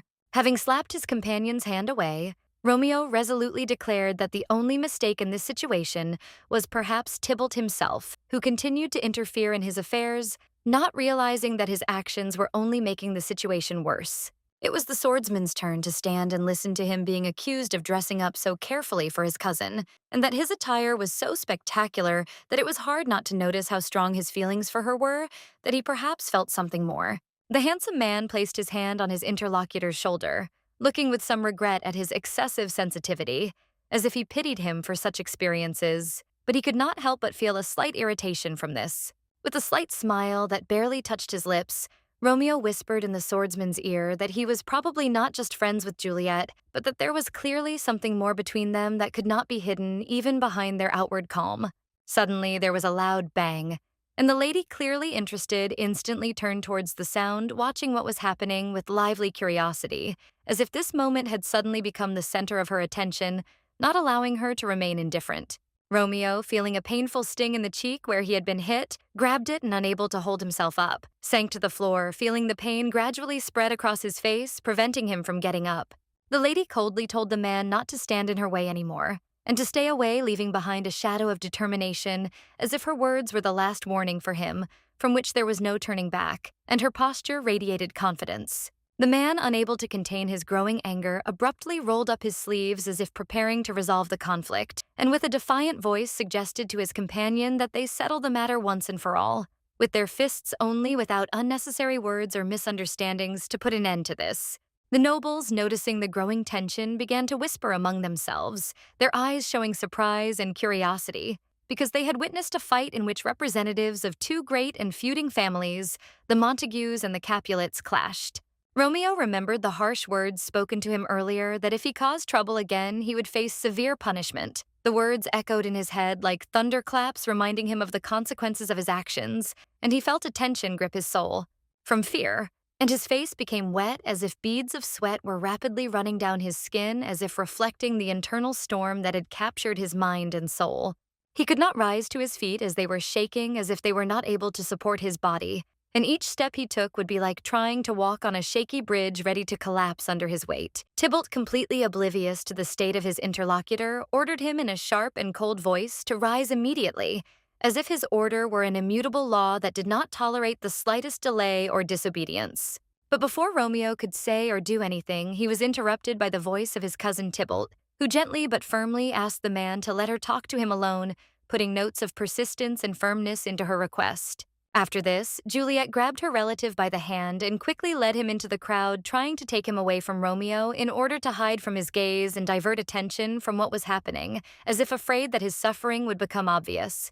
Everyone's attention was diverted, and finally Romeo, having recovered somewhat from the strain, slowly began to rise his movements, hesitant as if his body was not immediately agreeing with his wishes, and his mind was struggling with the realization of reality. The door slammed shut with a loud bang, and it became dark inside as if the world around him had been swallowed by impenetrable darkness, blocking all roads and depriving him of the opportunity to see anything, leaving only a dull feeling of hopelessness. The girl was left alone with the guy who, looking down, admitted that he had no other choice, and asked for forgiveness as if trying to justify his actions in the hope that this would soften her heart and lessen her guilt. Tybalt stood there, an irritated expression frozen on his face, his lips barely moving, trying to utter excuses directed at the beautiful woman, but his words sounded empty and meaningless because she did not seem ready to believe in his sincerity. At that moment, a loud slap fell on the surprised young man, who did not even have time to realize what was happening, as he did not expect such a sharp gesture, and his face immediately turned red from surprise and shame. The girl, raising her hand high with a determined and almost contemptuous expression on her face, said rudely that Tybalt was absolutely useless, and her words echoed in the air like a sentence finally depriving him of any hope of forgiveness. The lady coldly told the man not to stand in her way anymore, and to stay away, leaving behind a shadow of determination as if her words were the last warning for him, from which there was no turning back, and her whole posture radiated confidence that this was the final decision. The girl, without looking back, walked away, leaving the guy in the empty hall where he stood alone, holding his wounded cheek as if his pain was only a reflection of the inner emptiness that had enveloped him while no footsteps or words were heard around. Tybalt looked in confusion after his relative, who for the last time ordered him to disappear from her life forever, and his mind could not immediately comprehend the full weight of her words, which sounded like a sentence depriving him of his last hope. Silence filled the room, where the tall white columns and exquisite architecture created a sense of isolation and helplessness, emphasizing the emptiness that pervaded the place, like an unfilled gap between it and the world around it. Tybalt remained motionless, looking out the large window through which the night was filtering into the building, his gaze absorbed by the silence and heaviness that had gripped his soul as he stood alone in the endless cold. The hat lay forgotten on the floor as the nobleman walked away without looking back, feeling that he no longer cared about the fate of his relative, and this thought lay heavily on his heart like a final admission of his helplessness. The light burned brightly despite the night, and its bright rays filled the space. But in the hall itself, enveloped in the atmosphere of a ball, the soft glow of the candles was created, as if to hide the gloomy mood and solitude that reigned in this place. Romeo, deciding to break out of the cramped walls, went out onto the balcony to breathe some fresh air, and his soul was tormented by anxiety. He was afraid that someone might recognize him, and every rustle behind him made his heart beat faster. The guy didn't notice how his solitude was broken by a lady who quietly approached him from behind, speaking softly to him, asking if he was okay, and her words sounded like a light but persistent interest in his condition, as if trying to see something hidden in his gaze. It was sweet Juliet, who, noticing how uncomfortable Romeo was, approached him with concern, showing care and interest, and her face showed genuine concern for his condition and inner experiences. Romeo responded with annoyance that everything was fine, and explained that he was simply the guy who was always getting into trouble, and as everyone thought, couldn't stay out of trouble, which brought a bitter irony to his voice. The lady did not lose her optimism, continuing to play the role of a naive fool who was worried about the guy next to her. Her words sounded with a slight hint of pretense, as if she was sincerely worried about his feelings, but her smile betrayed something else. The handsome man winced when the lady said she thought Tybalt was more of a thorn in his side than a real nuisance, and the words struck him as shocking, making him reflect on how much those around him had underestimated the difficulties he faced. The girl leaned against the balcony railing and, looking at Romeo, said that the swordsman always started the fight first, as if her words were the key to understanding how important initiative was in their world, where every step could be decisive. The beauty, watching her cousin with a slight hint of pity on her face, could not hide how often he was annoying and caused a lot of trouble, but her look expressed more regret than real anger or condemnation. Romeo himself listened with interest to his interlocutor because she was the person for whom Tybalt was ready to do everything. And in this amazing context, every word of hers seemed more significant than simple communication, as if he was looking for the answer to a riddle. A silence fell between the young couple as they stood side by side, and in that moment the world around them seemed to stop, allowing them to reflect on what might have happened if the circumstances had been different and their feelings had been genuine and understandable. Suddenly, Romeo began to say that it would be better for him to leave, but his words were interrupted by his companion, who, without letting him finish his thought, decisively took the initiative into her own hands and interrupted him as if it were a matter of honor, not allowing him to doubt her decision. The lady extended her hand forward with a slight smile on her lips, and without giving him time to think, invited her interlocutor to dance with her, as if there was something unspoken in her proposal that beckoned and enchanted him. Music played in the hall, and the chandelier, sparkling with bright light, was illuminated by the rays of candles, creating an atmosphere of mystery and magic, as if every movement of the dancers was part of this magnificent performance. The beauty swirled gracefully in the dance. Her movements were graceful and light, as if she were the embodiment of beauty itself, and each of her turns was like a promise of something exciting and unpredictable in this exciting moment. Romeo smoked tiredly, not understanding how he had ended up in a situation where he couldn't just leave, and his thoughts were confused, as if he was trapped where every step was predetermined and his freedom no longer mattered. The crowd standing nearby watched the Lady Capulet attentively as she danced with the masked stranger, their eyes following her every move, for she was the center of attention, and her mystery only heightened their interest. Juliet sang joyfully, addressing her companion with a slight sincerity in her voice, asking him not to judge her harshly, because this was the first ball in her life, and she felt free in this moment as never before without thinking about the consequences. Smiling broadly, the beauty invited the man to continue dancing without stopping, her eyes shining with pleasure, and it seemed that she did not notice her companion's fatigue, ready to whirl in the dance until the very end. Unlike the other guys who looked at the lady with loving eyes, Romeo remained indifferent. His gaze was tired, and despite all the splendor of what was happening, he could not get rid of the feeling of anxiety and fatigue that overwhelmed him. Unable to refuse, the young man, suppressing his displeasure, grabbed the noblewoman by the waist and began to dance again, although his movements were full of reluctance, as if his body did not agree with the continuation of this lifeless waltz. Suddenly, the beauty, miscalculating her step, stepped on her companion's foot, and he winced in pain, wincing, his face distorted by the sharp sensation which was so unexpected and painful that his thoughts were interrupted for a moment. By the end of the dance, the guy's leg was in great pain because the lady had not only stepped on him, but also trampled him mercilessly, and every step was now torture. But his face remained inconspicuous, hiding all the pain as well as his inner irritation. Romeo said with irritation that his companion had rather nasty legs, and this remark made her blush because she did not expect such a straightforward answer, which soon made her feel awkward.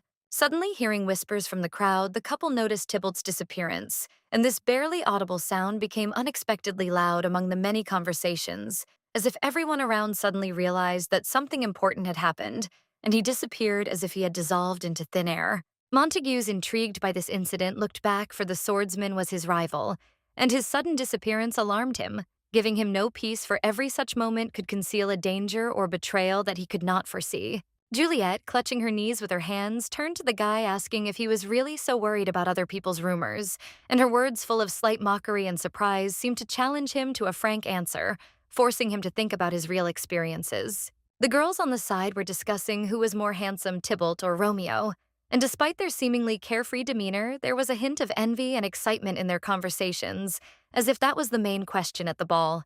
The man wondered to himself why everyone was staring so intently at his swordsman enemy, even though there was nothing special about him. His thoughts seemed unable to comprehend what it was about Tybalt that was attracting all the attention, while his own figure remained unnoticed.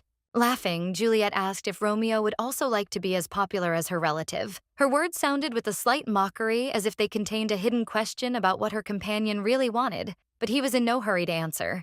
Deep down, the boy was actually unhappy, And when his family announced that he had to attend the ball, he was not happy, because all he felt was the weight of expectation and the stress of having to be part of this society. The stern Benvolio, who was also wearing a mask, explained to his relative that when a person puts on a mask, he ceases to be himself. His face becomes only a surface, and behind it are hidden other, more hidden emotions and desires that are not visible at first glance. And finally, the young man admitted that he was indeed envious of others because every glance at those around him reminded him how easily they attracted attention and received recognition, something that he himself could not achieve despite his efforts. Tybalt was the kind of person whose presence was enough to attract attention, and his confidence, like a magnet, attracted glances, creating an aura of power and strength around him that left no one indifferent. People gave him support without thinking. Their hands were always ready to support his back as if it were a natural continuation of their admiration and respect for his personal strength, which was becoming the greatest value for him in this society. Juliet. Suddenly, the lady smiled, leaning over her knees, and said with confidence in her voice that she was sure that Romeo would cope without anyone else's help, because he was very strong and capable of overcoming any difficulties. The handsome man blushed from such words, shyly hiding his gaze. His heart beat faster, and he did not know how to respond because her support was unexpected for him, but so warm and sincere that it made him feel important. Even his ears turned red, the tips of which turned slightly red, revealing his embarrassment as if he was not prepared for such a flow of positive emotions, and his face at that moment became a reflection of all those feelings that he had difficulty hiding. Pretending to be indifferent, the grown man turned away, coughing into his fist, trying to hide his emotions and not show how worried he really was, because it was important for him to maintain a mask of cold calm in this situation. Passed by the couple and noticed the feelings that were growing between them, feelings that were forbidden because their families were feuding, and this hidden but bright fire between the two people was becoming more and more obvious to him. The guy's gaze was cold. He understood that something was wrong. He felt that behind this silence and external indifference, there was something more hidden, something that could not be a simple coincidence or a chance meeting. The night consumed everything around the moon, dimly illuminated the trees, creating an atmosphere of silence and solitude, in which it seemed that every word and every movement became important and filled with hidden meaning. The boy lay tiredly on the bed, his clothes scattered on the floor, and in this silence he felt even more alone, as if everything around him had slowed down, and his thoughts were spinning in circles, finding no way out, as if he was stuck inside himself. It was Tybalt who covered his eyes with his hand, his head hanging tiredly, unable to get rid of the thoughts of his cousin that did not leave him for a second, as if he was attached to these thoughts, and they did not give him peace. Their relationship, once full of tenderness and closeness, began to rapidly deteriorate, and dear Juliet, who had been so close to him, was now moving away as if an abyss was stretching between them, and he could not understand how and why everything had gone so inexorably wrong. Staring at the ceiling with red eyes, the man angrily thought about what he should do to fix everything, what steps he should take to return what was slipping away and restore those connections that seemed already lost. He had a bracelet on his hand, a gift from a relative, and the flower petals carefully placed in its decoration began to fall as if symbolizing that everything around him was gradually losing its freshness and color, like this bracelet which was once a symbol of something significant. Tybalt stared at the flower in surprise, as if he had suddenly realized something, as if this moment was the key to realizing that perhaps he had long ago missed some important detail that could have changed everything, and his thoughts became confused.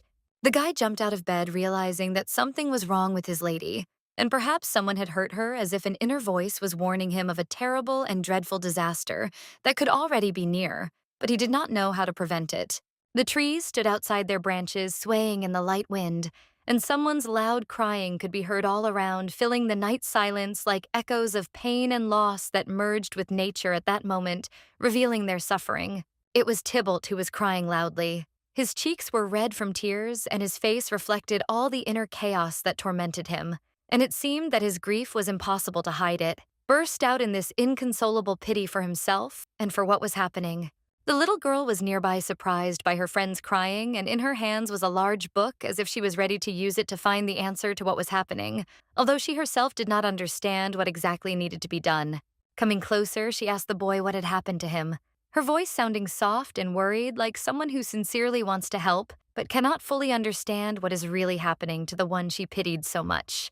Tybalt sadly explained that the Montague boys laughed at him constantly and bullied him, and it was so painful for him that his soul seemed unable to bear the constant humiliating looks he received.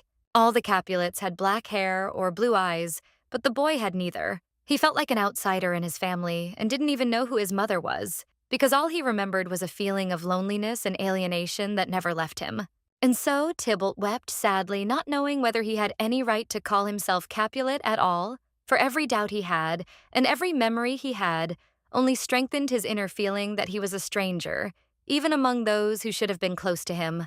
Suddenly, Juliet slapped him sharply across the cheeks, and Tybalt screamed out of surprise and pain, not expecting such a gesture from her, because his heart was already full of doubts. And this blow became an unexpected shock for him, which deprived him of any opportunity to think calmly. There was a large mansion around him, and the nature surrounding it seemed calm as if nothing was happening, but Tybalt's inner world was in a furious storm, and every sound, every shadow seemed to punish him for everything he could not understand or change. Suddenly, the little lady gave her friend a daisy bracelet, saying that from now on it would be a sign that he was part of their family, a symbol of affection and love that would always be with him wherever he was. After which, she showed that she herself wore exactly the same jewelry as he did. And this became another reminder that he was not alone in this world, that there was someone who would always be there despite all the difficulties and disagreements between their families. Sitting down next to him, Juliet asked the boy not to think about the bad anymore, because he would always be part of their family, and her words were full of confidence, as if she could promise him protection and warmth throughout his life. Tybalt blushed shyly, his big eyes filled with hope, and he looked at his relative, believing every word she said, because this was the first time someone had spoken such kind words to him, which he so needed to hear. The girl pressed herself against him and whispered that he should always remember that he was not alone, and that when he doubted himself, when he lost faith, she would be there reminding him that he was important and loved, despite all the circumstances. The aristocrat laughed merrily. Her laughter was full of sophistication and lightness, as if she was enjoying every moment, and everything around her turned into an exciting game where she was the center of attention, not noticing a single obstacle. Looking ahead, the boy suddenly froze, absorbed in memories of the past and the words of Juliet, who promised him that he should do everything she said, as if her voice was the only guide in this world for him, determining all his actions. But the same words were said to him by the strange girl who had entered the body of his relative, and at that moment he began to doubt whether he was just a puppet in someone's hands, not realizing all the consequences. The man staggered to his feet, convincing himself that this had to be the real Juliet. Otherwise, there could be no other explanation for all these strange and unpredictable events that were happening to him. A lonely, abandoned chamomile flower remained on the bed, its petals gently swaying in the light draft, as if symbolizing the tenderness left behind by the one who once held it in her hands. Outside by the fountain, a young couple was talking. Their voices merged with the sound of the water, creating an atmosphere of comfort and trust, in which every moment, despite its fleeting nature, seemed important and priceless, filling the air with tenderness and warmth. Romeo was walking down the street with his companion, deep in thought about her question about what he really liked, while his mind wandered, trying to figure out what really mattered to him in this complex and fleeting world. Having plucked a scarlet flower, the handsome young man confessed to her that he liked to look at beautiful things, to admire the aesthetics of the world around him, which brought him peace and tranquility, giving meaning to the daily hustle and bustle. Handing the aristocrat a flower, Romeo laughed awkwardly, saying that it was probably strange that he as a man liked things like beautiful clothes, flowers, and objects that filled his soul with a slight delight. Reaching out for the gift, Juliet replied with a smile that she didn't find it strange, her voice sounding soft and confident, as if she knew for sure that for her there was no wrong action.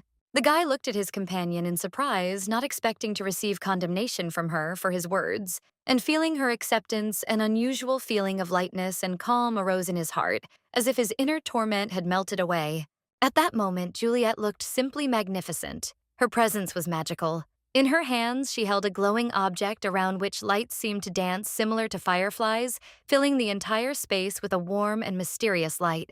Romeo himself felt his heart beat faster, as if he had fallen in love with this charming beauty, and his eyes literally filled with hearts, and his ears turned red from embarrassment and awkwardness, because her presence and energy captured him completely. Turning away, he asked with slight excitement what Juliet really liked in her partners, trying to understand her views and feelings, because she remained a mystery to him that he wanted to solve. It turned out that the lady liked men with a strong body, expressive muscles, and a sharp mind capable of not only admiring their physical strength, but also captivating with deep thoughts, charm, and a unique charisma that conceals strength of spirit.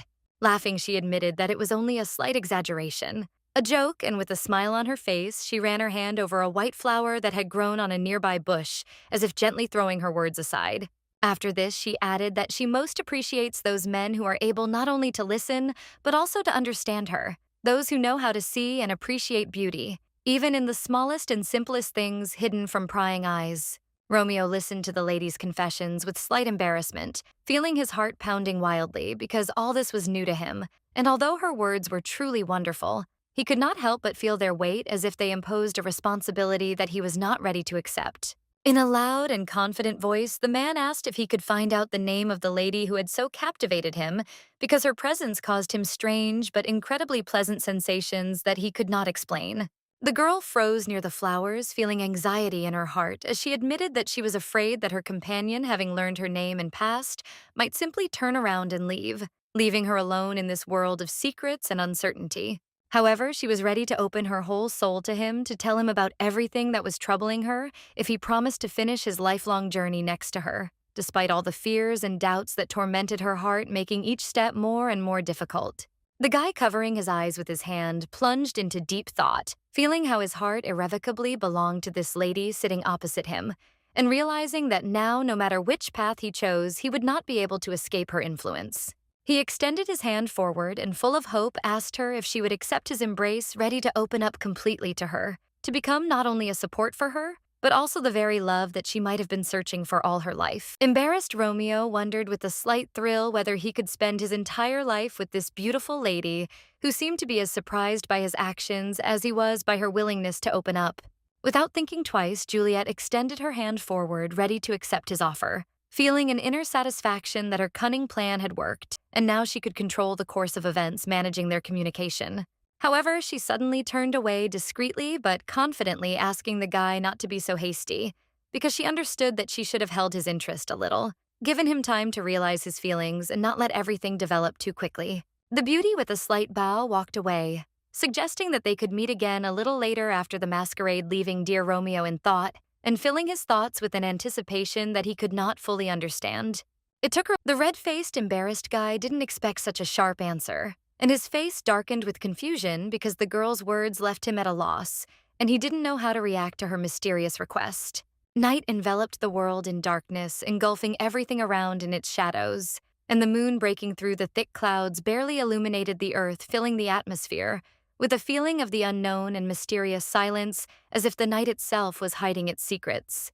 The hall was in a state of commotion. The noise of voices, endless chatter, and the dim light of lamps and candles only emphasized the atmosphere of the place, making everything around seem a little blurry and immersed in a mystical twilight. Inside the room, a couple of young people stood nearby, confused and a little worried, and Juliet waved goodbye to Romeo, her gesture full of slight sadness, as if seeing him off in this moment of their short separation. Benvolio started as he noticed his friend finally appearing in his field of vision again, and his heart filled with joy, for this was the long-awaited moment when everything returned to its place after the tense wait. Juliet returned to the women's company, sheepishly answering that she had only gone out to get some fresh air, but her gaze was full of secret thoughts, as if she herself did not fully understand what had just happened. Benvolio frowned involuntarily, folding his arms across his chest, thinking to himself that his relative was a real idiot for falling in love with a girl from a family with which they were at odds, and he couldn't understand how he couldn't see the obvious danger. In his dreams, Benvolio imagined Juliet becoming his bride, seeing her next to him, and in his imagination, this union seemed much more reasonable and safe than the risky path of Romeo, who was carried away by her invisible magic. Romeo sadly tapped his finger on his face. His thoughts were carried away, far away. He had already managed to miss his beloved during this short time of separation, and the feeling of longing inside was growing stronger, as if his heart could not withstand this temporary separation. When suddenly a strange hand fell on his shoulder and a stern voice said that they needed to talk. The young man barely had time to turn around when he felt that this conversation was inevitable, and he would have to listen to the interlocutor regardless of what he wanted. Leaning towards the charming Romeo, Benvolio whispered that he was crazy to start affairs with enemies when they had come here not to waste time on feelings, but to find out important rumors that could change everything. Romeo, irritably removing his hand from his shoulder, gestured to his friend that he should no longer interfere in his affairs without saying a word, and in his eyes one could see firmness, a readiness to go his own way no matter what. The young man did not listen to his friends saying that his observations of him were too suspicious and clearly inappropriate, since his own Benvolio had no right to interfere in his personal affairs, especially when it came to men's feelings. The boy could not understand why Benvolio was so reserved and did not support his feelings for the young lady, despite all the evidence of this love which filled his soul with light and excitement as if it were his destiny. Romeo slowly down the corridor, and the red curtains by the windows like flames painted her path in a bright shade, giving everything that was happening an atmosphere of mystery and grandeur, creating a truly mesmerizing contrast with her lightness and grace. Then suddenly, Tybalt stopped her, grabbing her arm, not allowing her to move further. His decisive action made her freeze, and she felt the tension envelop her, but she could not understand what exactly he wanted to say. Romeo, in his shock, learned that his beloved was a Capulet, and this fact seemed to fall upon his consciousness with incredible force, destroying all his dreams and confidence, leaving him in confusion and despair. The relief portrait that hung in the center of the room depicted Juliet sitting with a gentle smile, as if her face was illuminated by the light of happiness, and this moment was forever captured as a symbol of eternal beauty and a moment that is not subject to time. Montague sighed heavily, consumed by thoughts that gave him no peace. He could not understand how it had happened that his heart had been given to the daughter of his sworn enemy, the man he was supposed to hate.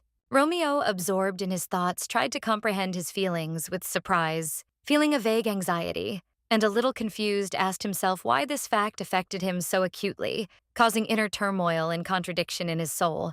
In a rude and stern tone, Benvolio asked Romeo what made him believe that Juliet, beautiful and unpredictable, would choose him, since in her eyes there could be other, more worthy candidates than himself, and this aroused doubts in him.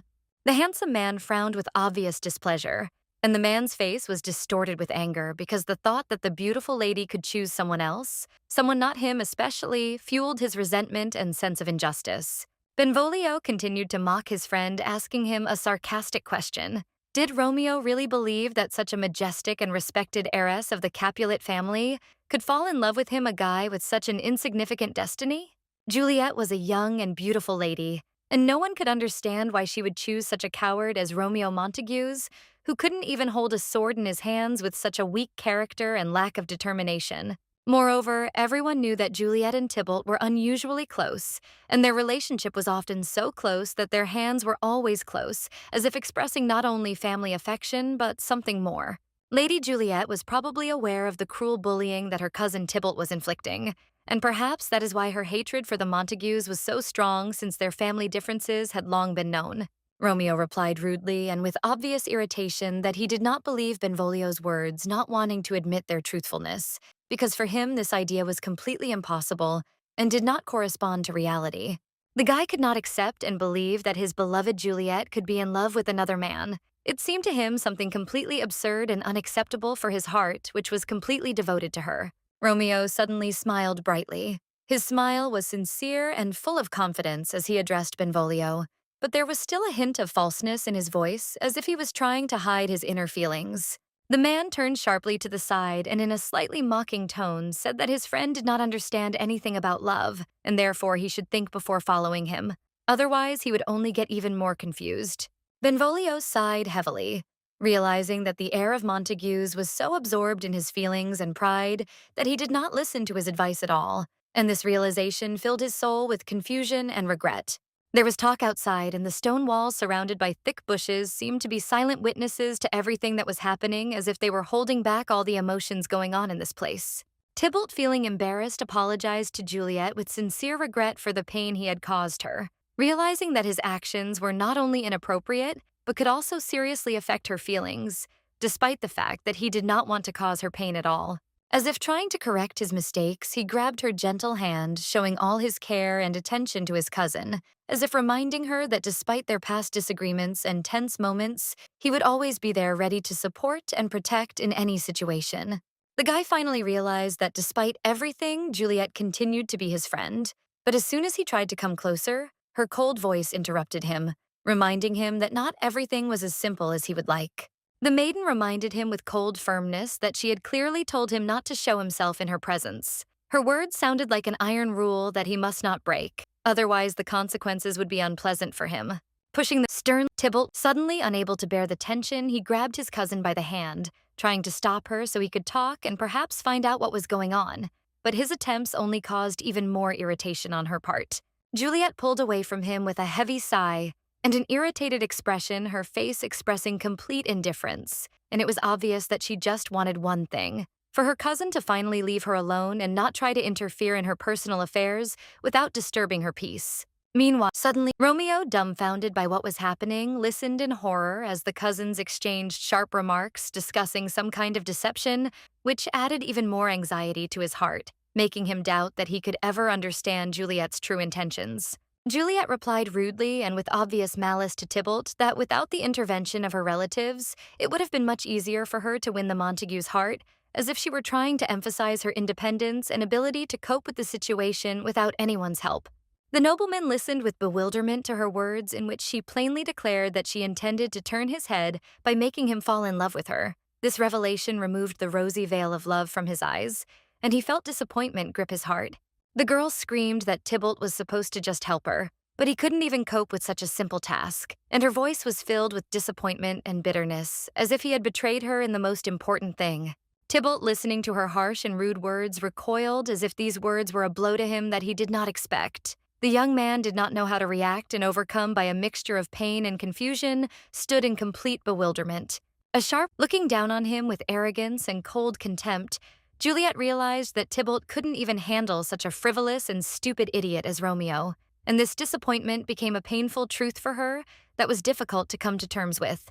The young man lowered his head, remaining in the shadows, and listening to his beloved's conversation, he realized that she did not love him at all, but only sought to use him for dirty purposes, which was a real blow and a deep disappointment for him. He remembered the words of Benvolio, who called him a fool, a weakling who was deceived by everyone, and Romeo's heart filled with bitterness, as if every step he took was a mistake and he was just a pawn in someone else's game. Suddenly, Romeo, unable to cope with the wave of annoyance and emotion, laughed loudly. His laughter sounded filled with despair, like an attempt to hide the pain he felt despite the gravity of the situation. Juliet and Tybalt suddenly turned towards the laughter. Surprised that they were not alone in the garden, their eyes filled with bewilderment as they realized that this moment had disturbed their own privacy. The young man, unable to contain his emotions, started to run, but in panic he tripped over a stone and, losing his balance, fell to the ground with a crash, as if fate itself had decided to punish him for his weakness. Romeo fell to the ground, feeling his heart breaking with pain, both mental and physical, and feeling a cold wave of despair in his body. He burst into tears and felt that he could no longer cope with this burden. Leaning his hands on the ground, the boy rose with difficulty, his gaze full of doubt, and he asked himself why everyone had pounced on him, why his sincerity had become the subject of ridicule and contempt. Romeo, unable to hold back his tears, burst into tears, promising himself to take revenge on all his offenders, swearing that one day they will see his strength when he becomes the one who can regain his honor and respect.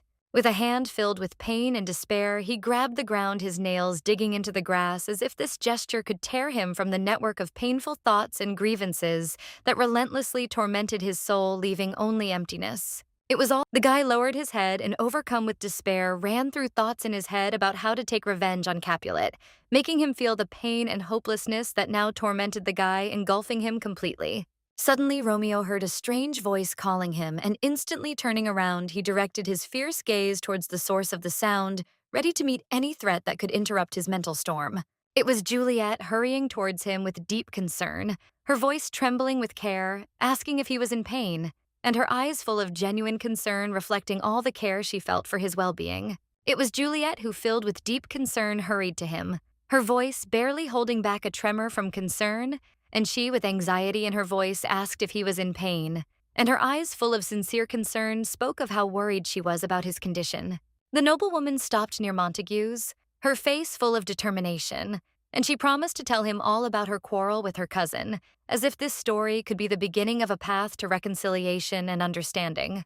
With a smile, the girl suggested discussing what he had overheard, but Romeo, not wanting to delve into the conversation, rudely refused, assuring that he was fine despite everything that was happening. The man, trying to ease the tension, forgave her, saying that we all make mistakes and that this is an inevitable part of life that everyone has to face no matter how much we try to avoid them. After this, he stood up, adding that people were created to make mistakes and that this was an integral part of their nature. but his forced smile could hardly hide the deep abrasions that remained in his soul, reminding him of pain and experiences. Suddenly, the guy grabbed her hand and expressed the hope that the lady would not blame him for the mistake, which caused bewilderment and surprise on the face of the magnificent beauty. The woman's eyes widened, and she could not understand why he said that. As if roughly and without any warning, the handsome man squeezed his companion's hand. His grip was relentless, and something flashed in his eyes that made her heart beat faster, realizing that the threats might not be empty.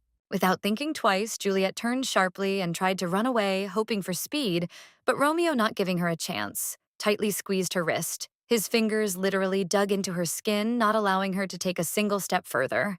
Covering Romeo's friends appeared from afar, rushing anxiously and urgently in search of Montague's, as if they were trying to find him at the very end of the road, ready to face any difficulties just to return with important news or a decision. Still holding the lady in his arms, the young man greeted his acquaintances with an unperturbed expression, as if he did not notice the tension that was in the air, and as if their presence did not cause him the slightest concern.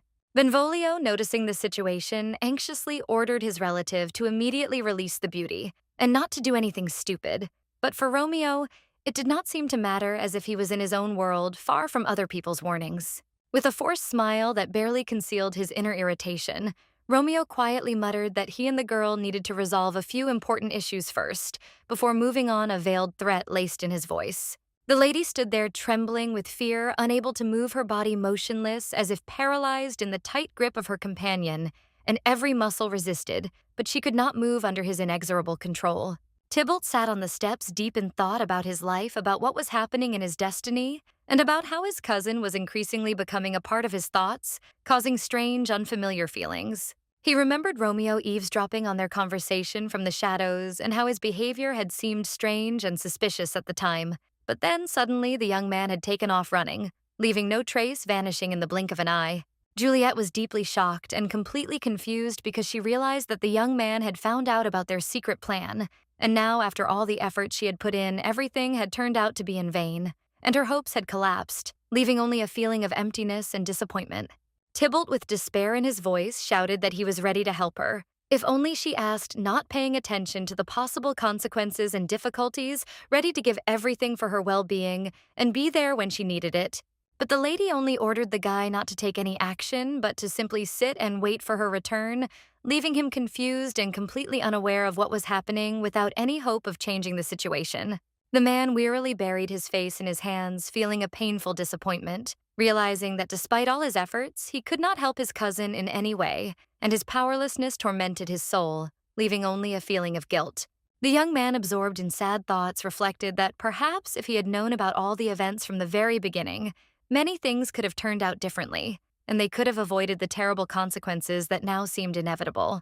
The other boys, standing nearby, condemned Romeo for his actions, believing that he was only bringing trouble not only to his own family, but also creating problems for Benvolio, who had to deal with the consequences of his reckless actions. Tybalt was very angry when he heard the words that Montague's, when he had played with Juliet, would switch to another lady, and this thought deeply affected him, filling his heart with anger and determination to do something about it without thinking about the consequences. The young men, trying to calm their brother, reminded him that Juliet was the heir of Capulet, and therefore she could not be touched or insulted, because her name and honor demanded respect, and interference could lead to disastrous consequences. Benvolio, appealing to his relative with a call to common sense, persuaded him that they should not attract unnecessary attention to themselves, because such open aggression could only aggravate the situation and lead to even greater problems. Coldly, with icy calm, Romeo stated that back then he simply had to convince himself that no one would hear the beauty's voice, and if they were not discovered, everything would be fine, as if everything that was happening did not matter and would not lead to unpleasant consequences. The man, wasting no time, tried to knock the lady out with one blow to the back of the neck, hoping that this would quickly and quietly solve the problem, leaving her helpless and ensuring his own safety. The beauty, unconscious from the blow, fell to the ground, her body leaning unconsciously at the feet of the guy, who stood motionless, feeling how the situation was taking an unexpected turn from which there was no escape. Then Benvolio, unable to bear it any longer, walked up to the charming Romeo and gave him a hard slap in the face, trying to bring him back to reality, reminding him that acting so recklessly was not a way out or a solution, but only a path to disaster. The man, shaking with rage, shouted that his brother had apparently completely lost his head, and stopped thinking clearly, not realizing the extent of the risk he was taking, not realizing that all this would lead to catastrophic consequences. Romeo, stepping back and looking at Benvolio in shock, did not understand why exactly he had received a blow to the cheek. He was at a loss, not realizing that his actions and words had offended his loved one so much that he had decided to act in such a way. The man stepped back and asked his interlocutor something important, as Montague's was not always the one who started the conflict, and sometimes the circumstances could be completely different than they seemed at first glance. Benvolio listened silently to his interlocutor's words, feeling how he was gradually losing his mind and becoming increasingly immersed in his crazy thoughts, forgetting the essence of what was happening and the importance of self-control in difficult situations. With a nasty grin on his face, Romeo, as if playing with Benvolio, asked him to admit that he always wanted Montague's to be the cause of all the problems, because it was easier to blame someone else than to look for the real reasons and mistakes. The girl lay unconscious on the grass, her body motionless as if she had fallen into a deep sleep, unaware of what was happening around her, remaining unconscious. In this moment when everything around her was changing. The night was shrouded in darkness. The trees stood in shadow, hidden by the darkness, and not a single light illuminated this restless emptiness, and the coolness that permeated the air made one feel even more vulnerable and alone. Clenching his hands into fists, the man looked at his brother with determination in his eyes and asked him to be honest, to admit to himself what was happening, and to understand that true feelings and actions cannot be hidden even if one really wanted to. In the past, beaten and depressed, Romeo sat on his knees, his ears ringing with the screams and curses coming from the outside, as if the world around him was collapsing, and he could not escape this circle of pain and humiliation. However, Benvolio did not feel any excitement. On the contrary. There was a strange smile on his face, as if he was enjoying what was happening, finding in it his inner resilience and perhaps some hidden meaning that was unknown to Romeo. The young man who was watching his relative from the side could not understand such a reaction, because there was nothing good in what was happening, and it seemed to him that this was all just a product of chaos and pain, which could not lead to anything positive. The man, placing his hand on his interlocutor's shoulder, interrupted his speech as if trying to stop the flow of words and make it clear that what was important now was not what was being said, but what was happening inside each of them, in their souls and in their understanding of the situation. Touched and disappointed, Benvolio could not believe that his loved one really thought so badly of him that he saw him not as he really was, and this thought painfully pierced his heart, depriving him of confidence. Recoiling in confusion, sweet Romeo asked why his relative had been behaving so strangely and mysteriously all this time, since his actions and words remained contradictory, and this only increased the misunderstanding between them. The boys' conversation was interrupted by a strange voice which suddenly caught their attention, causing them to freeze in place and realize that they were now about to face something much more serious. It was the handsome Tybalt, breathing heavily and clearly shaken, his gaze burning with anger, and the fear for his beloved cousin was visible in his eyes as he asked where the noblewoman was, not hiding his excitement and tension.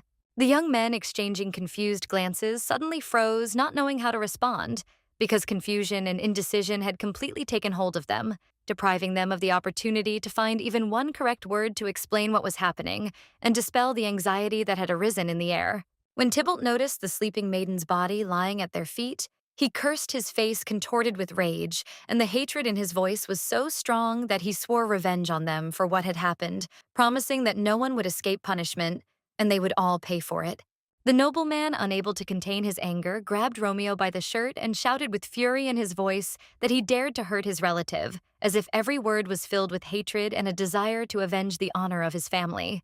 The swordsman loudly declared that Romeo would have to answer for his actions right now without waiting for any explanations or justifications, because it was a matter of honor, and he was ready to fight to restore justice. Unimpressed, Romeo challenged him by asking if it wasn't the two of them who had gone too far first, if it wasn't them who had tried to set Montague's up and make him look like a fool, as if forgetting that they too bore their share of responsibility for everything that was happening. Tybalt, without thinking about the consequences, slapped his interlocutor in a rage without holding back, and not expecting that it would remain unanswered, because his anger was so great that he was ready to take extreme measures. Romeo, without losing his composure, responded in kind and, gritting his teeth, struck back at the swordsman, deciding that he would not allow himself to be humiliated, and would not allow either of them to feel like they were the winners in this conflict. Juliet lay unconscious as if she were sleeping, her body motionless and her eyes closed, unaware of what was happening around her, immersed in a state that left her outside of all this chaos and struggle. The Montagues' friends were startled, unsure how to handle the tense situation, as each of them sensed that what was happening was beyond the scope of a normal conflict, and that they were now faced with a decision that could change everything. Gently, despite his blazing anger, Tybalt carefully picked up his beloved, trying to carry her away from the scene of the incident, trying not to disturb her peace, and at the same time not knowing what to do next, because his heart was full of fear for her condition. But Romeo wasn't about to stand aside. Anger was boiling in his veins. His teeth were clenched with tension, and his eyes were blazing with determination. He was prepared for any turn of events, determined that he would not allow himself to be ignored at this crucial moment. The man addressed the swordsman, demanding that he not ignore him or avoid the conversation. His voice was sharp and firm like a cold threat, and he was sure that his words could not go unnoticed and should be taken seriously. Suddenly, there was a blow, and Romeo, unable to stand, began to fall backwards, his body unable to withstand the force of the blow he faced, and at that moment, everything around him seemed to slow down, as if reflecting his internal struggle and shock from what was happening. Benvolio looked angrily at the scoundrel who dared to hit his relative and rudely call all Montagues cowards, not understanding how one could so humiliate the honor of his family, as if forgetting about his own dignity and respect. The young men heard that instead of holding Cousin Capulet hostage, it would be much better for them to directly challenge them to a duel openly and honestly without these hidden threats and manipulations that only complicated the situation. Tybalt frowned and shouted loudly for them to try and behave decently, his voice full of disdain and self-righteousness, as if demanding that everyone not only follow the rules, but also show great respect for himself. Benvolio rose to his feet resolutely, taking the sword in his hand, and proudly declared that he was ready to fight the best swordsman in their city, not wanting to give in to this duel which had become for him a matter of honor and personal dignity. A sword was thrown at Capulet's feet, and sounding like a call to battle, his thrust marked the beginning of a decisive battle in which there would be no room for weakness, and only he who showed all his determination would emerge victorious. The glint of the blade was reflected in the guy's eyes, and looking at him, one could feel his danger because he was ready for any threat and was not going to stop until he achieved his goal in this brutal duel. Benvolio briefly noted that Tybalt looked surprised, and this was quite natural, for he could not have expected that his confidence in his own strength would be met with such a decisive opposition that it made him doubt.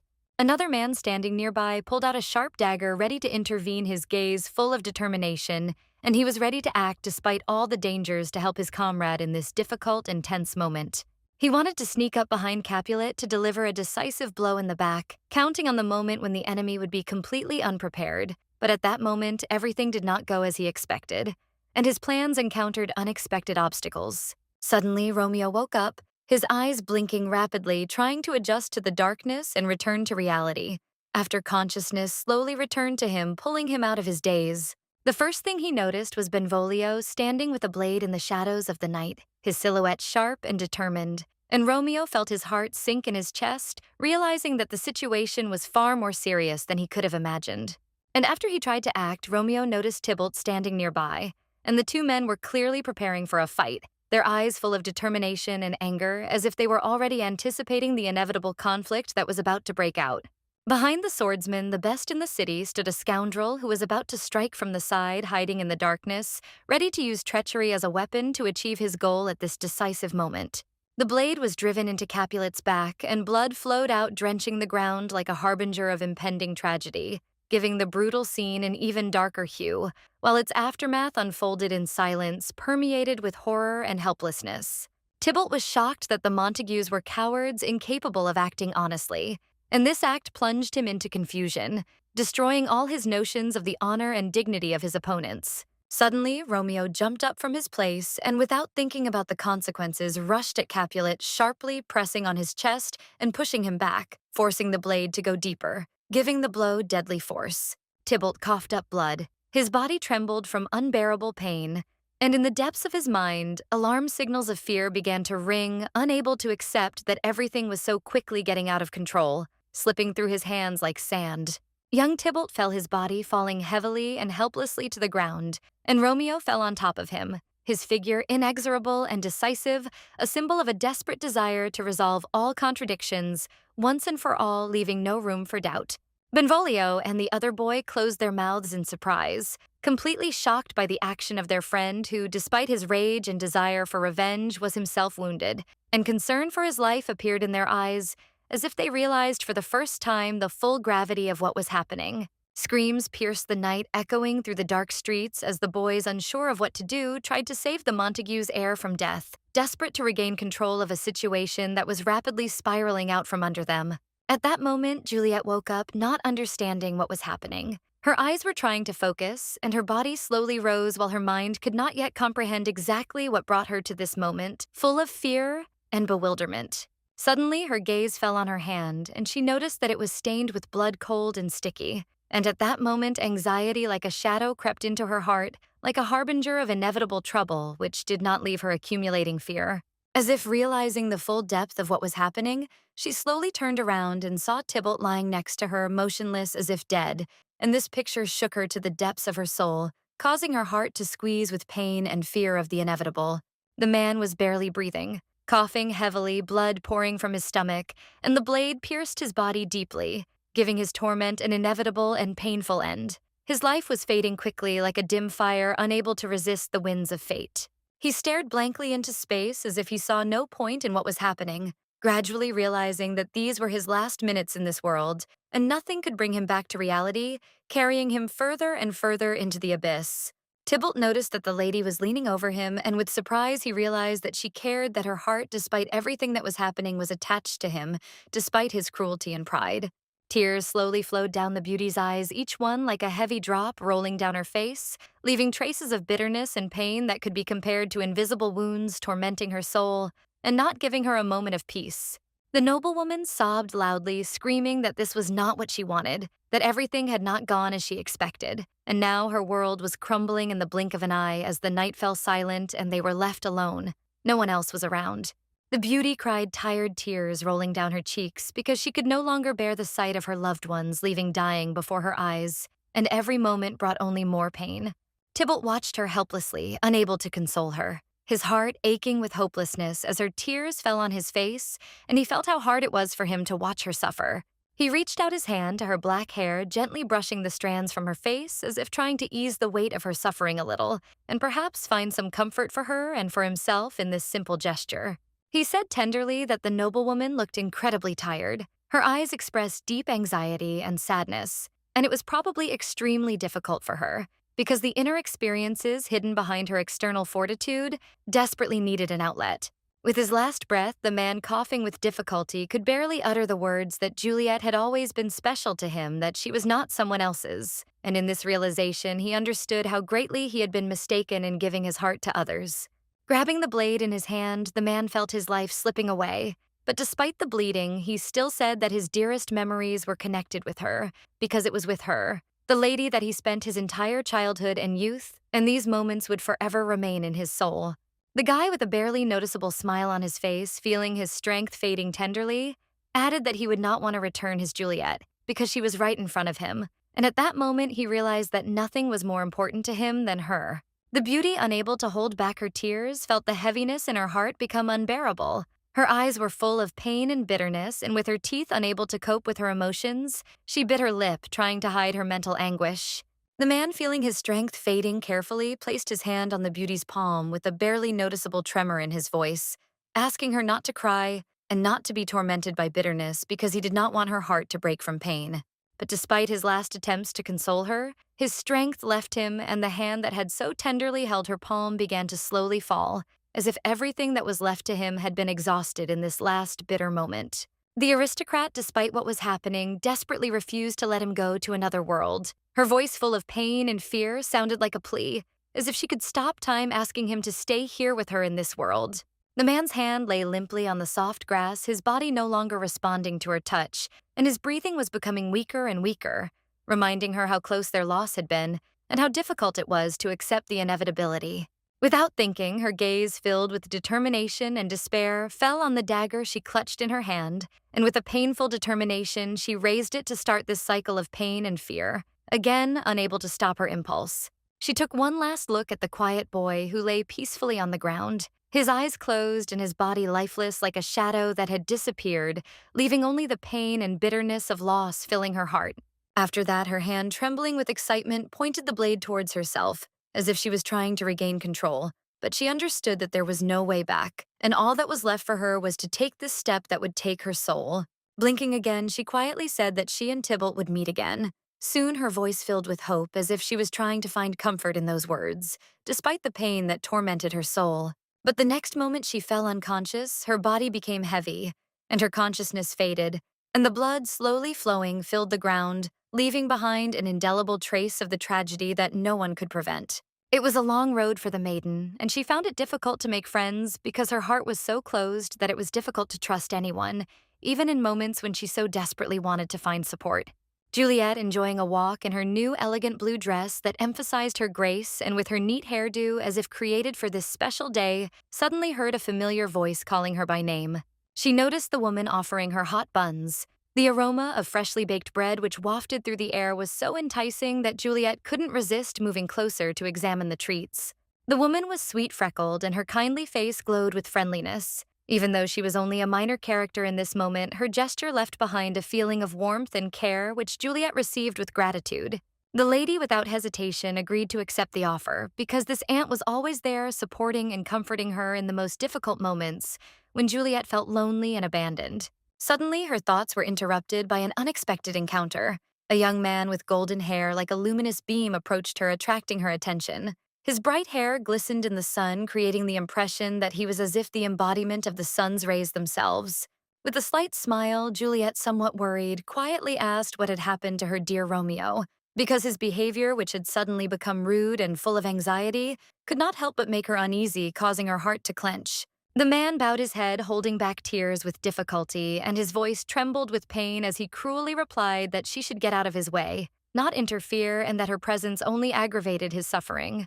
But Tybalt was always by the girl's side, placing his hand on her shoulder and gently assuring her that she shouldn't worry, because he would always be there, and everything would definitely work out, despite the difficulties and worries they were experiencing. The aristocrat could not hold back his tears. His gaze was full of furious hatred and deep resentment, as if he was on the verge of internal destruction, and the pain that had been accumulating in his soul spilled out, distorting his features. Just as the silence between them deepened, a loud, shrill voice rang out inexorably, interrupting their conversation, announcing that Tybalt had urgent news that required immediate attention. The nanny, choking with emotion, shouted loudly and desperately that Romeo, a representative of the Montagues family, had just committed suicide, and these words seemed to tear the atmosphere apart, leaving everyone in shock and deep horror.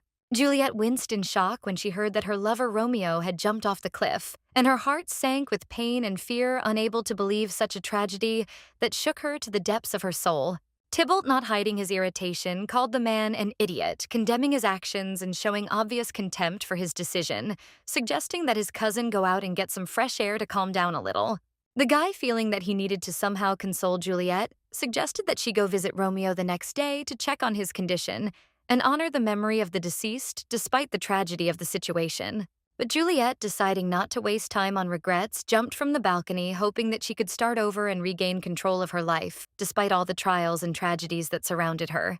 When she opened her eyes, she found herself waking up in her bed, just like before, and the whole world seemed the same as it had been before the moment her life had changed, leaving only the memories of what had happened. The girl couldn't understand what exactly had happened, not realizing what she had done, but perhaps it was just her desire to start with a clean slate. The aristocrat decided that this day would begin with the usual purchase of bread in order to return to the usual routine. At that moment, the creaking of the old door was heard in the silence, and it opened as if waiting for her return as always in that very familiar and cozy corner of the store, which had long become a place of comfort for her. The saleswoman greeted Juliet with a friendly smile, and looking at her asked how exactly she could help, this time offering her services as always with a warm and attentive attitude.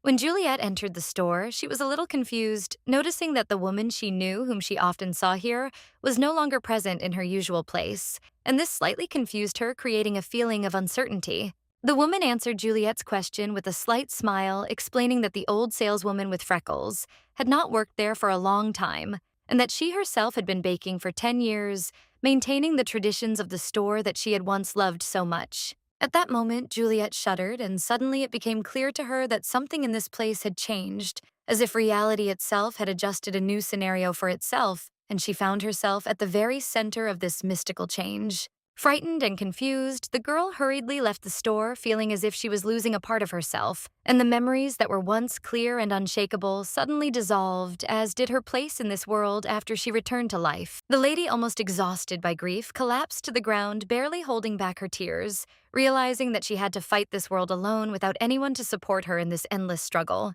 Through the fog of confusion and fear, Juliet could not contain her emotions, and large tears slowly rolled down her cheeks as a symbol of the hopelessness that engulfed her soul at that moment.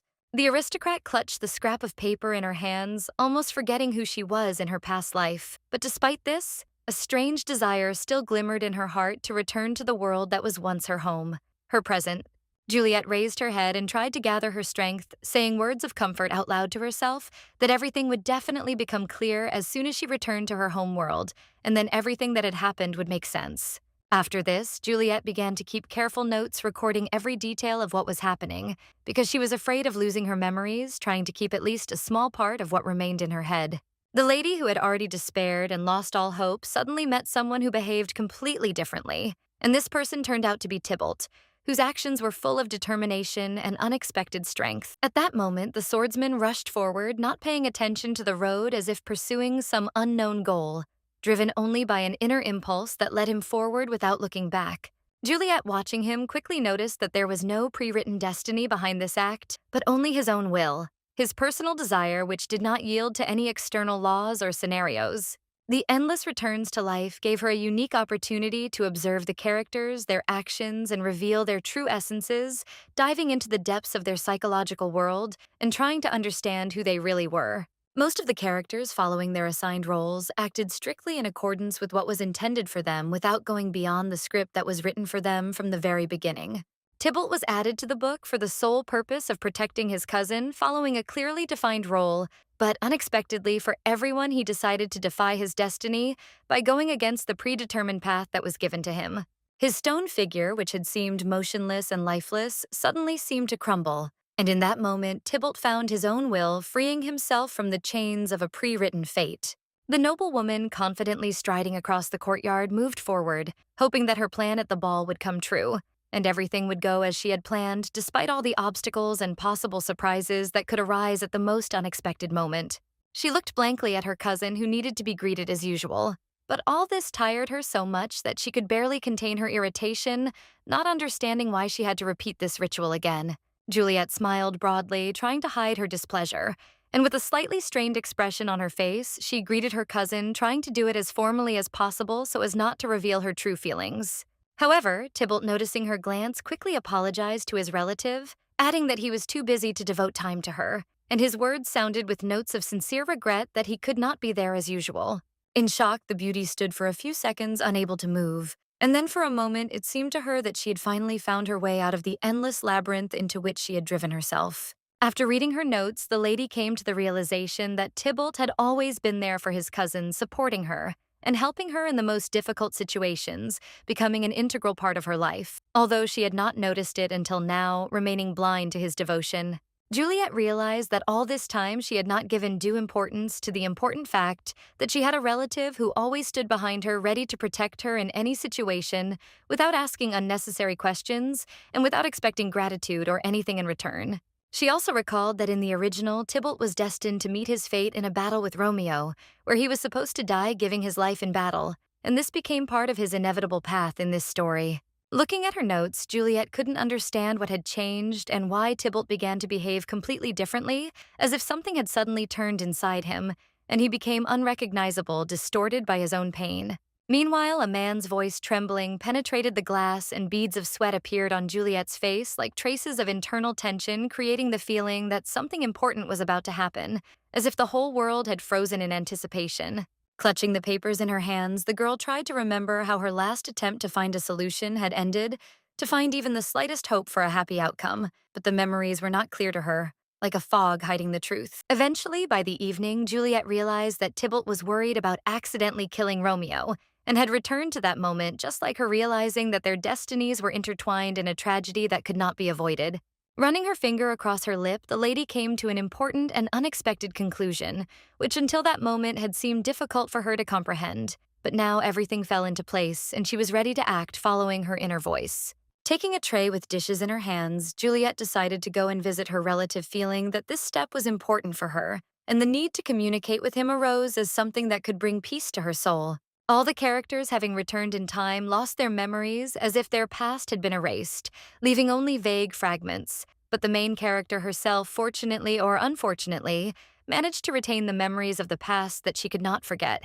But Tybalt became an exception to this rule since he did not lose his memory of the events that happened before returning in time, and continued to remember everything as if time could not erase a single important moment from his life. The beauty stood frozen at the door, deep in thought, trying to understand whether Tybalt was dying just like her, or whether their destinies were intertwined in some other, more mysterious way, which she could not immediately comprehend despite all her efforts. She was afraid that the man might have come into this world the same way she had, having experienced something similar, lost all memories of his past life, and was now trapped in his new existence just like she was. The lady, feeling that she could wait no longer, resolutely asked the nobleman to let her into the house, hoping that here she would find answers to her questions and perhaps salvation from the doubts tormenting her heart. The man, without thinking twice, easily opened the door, letting her into the house and giving her a feeling of confidence that she was not alone in this strange world, full of secrets and mysteries that she had to solve, allowed her to feel support and hope. Now, observing the heart of her swordsman, she realized her mistake, realizing that she should not have seen him as just a means to an end before, without taking into account all the sacrifices and efforts he had put into her life and everything he had done for her. After all, the young man always protected her, invariably stood by her side regardless of the situation, demonstrating his devotion and willingness to fight for her despite any obstacles that stood in his way. He constantly, despite his pride, scolded the stupid Romeo for the frivolous and unworthy way he treated his relative, not understanding how important it is to protect the honor and dignity of loved ones, especially when it came to family to which one had to be devoted. And even on the brink of death, brave Tybalt managed to find the strength to smile and support his sweet lady, showing that his feelings and affection were deep despite all the trials that befell him.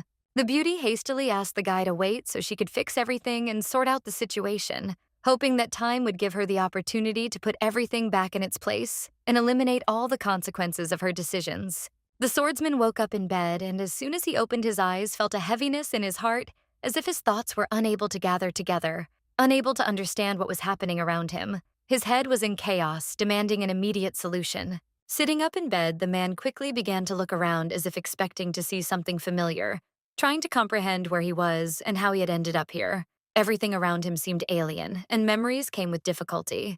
He clutched his forehead with his hand, feeling a severe headache as if his memory was trying to awaken through a thick fog, but each attempt only increased the pain, making him feel lost, confused, and completely out of touch with reality. Tybalt used his hands to try to remember, feeling that he had forgotten something extremely important, as if part of his memories were slipping away, and his mind could not grasp this elusive fragment, unable to understand what exactly was bothering him and disturbing his soul. As he walked onto the training field, the man struck his target mercilessly, making powerful swings as if wanting to vent all the uncertainty and confusion that had gripped his heart, forcing him to act without any thought.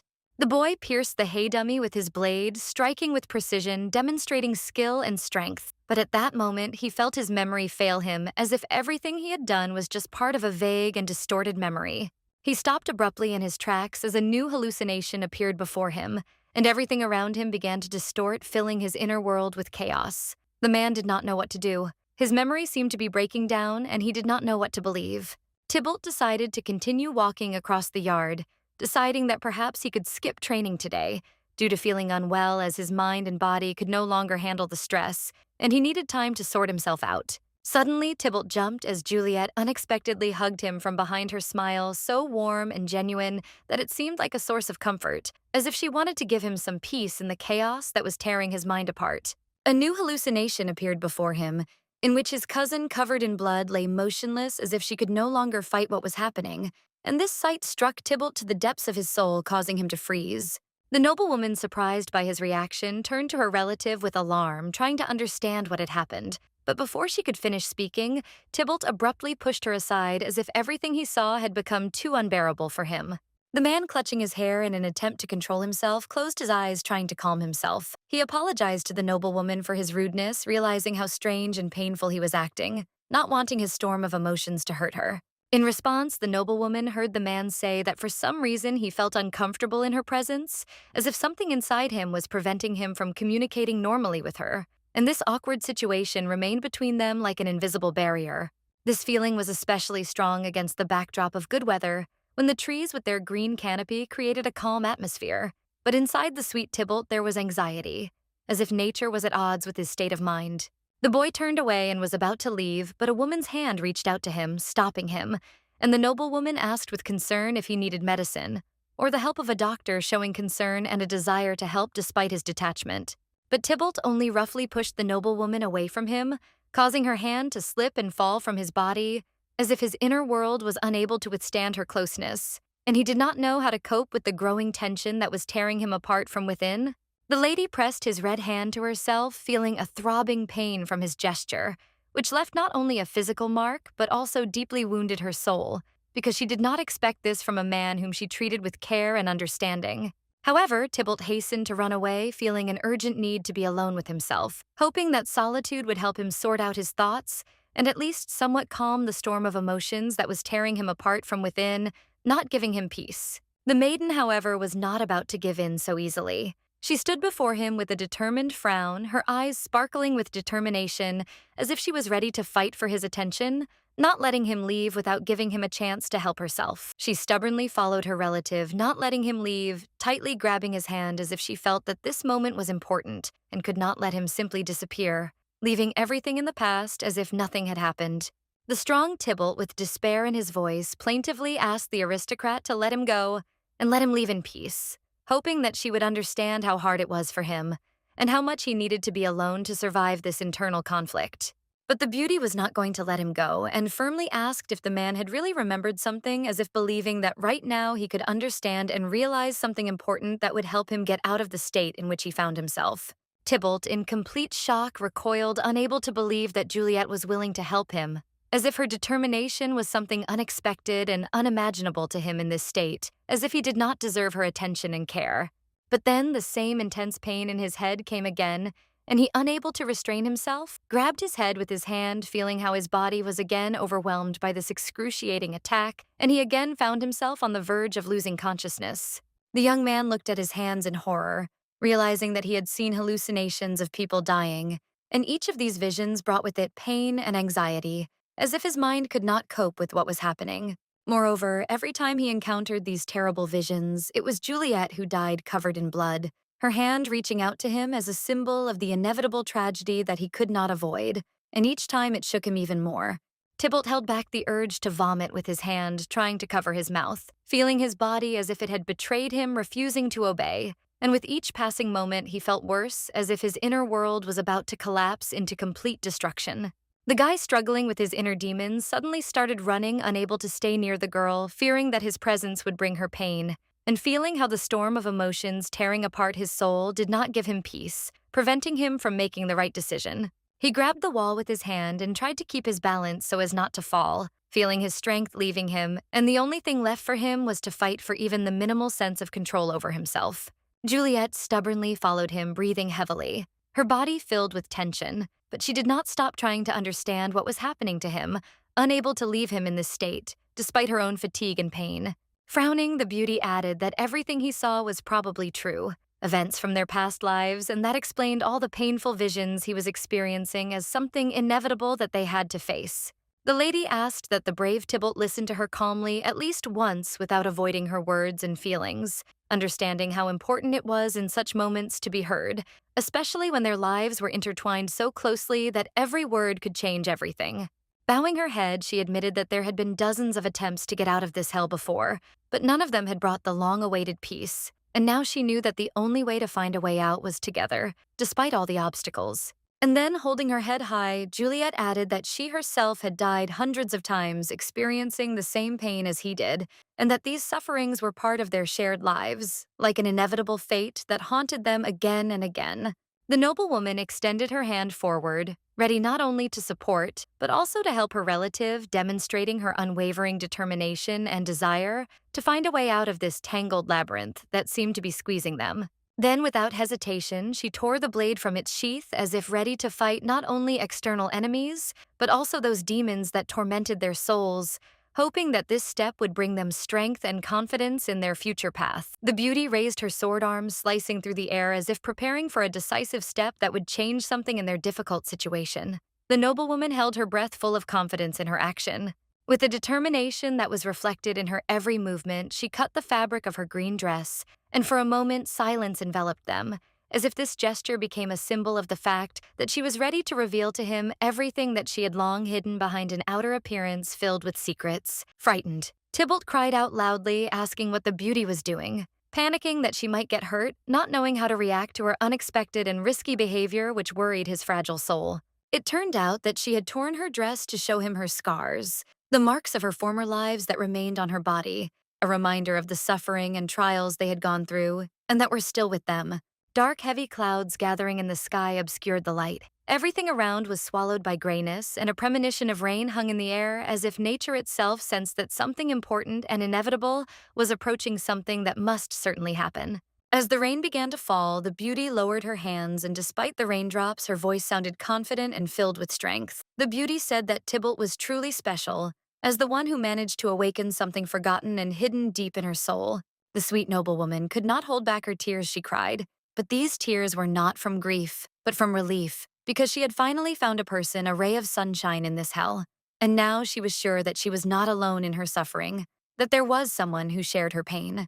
The man listened in shock to the noblewoman's speech, realizing how much time and effort she had invested in searching for him, how many sacrifices and fears she had endured to finally find him. Such words filled with pain and sincerity seemed to shake him to the depths of his soul. Wiping away her tears with her hand, the lady added that he was more precious to her than anything she had ever experienced. And even in the darkest moments of her life, she continued to believe that she would find him because she could not allow herself to forget him. The guy listened attentively to every word of the lady opposite him, feeling how her sincere and deep words penetrated into his very soul, as if she was trying to awaken something forgotten, something that had long eclipsed his mind and feelings, as if opening long closed doors for him. Stubbornly grasping the blade, Juliet made a firm decision. She would not let him go. She would not let him miss her chance, deciding to fight to the end to return his memory, despite all the obstacles and difficulties she would have to overcome.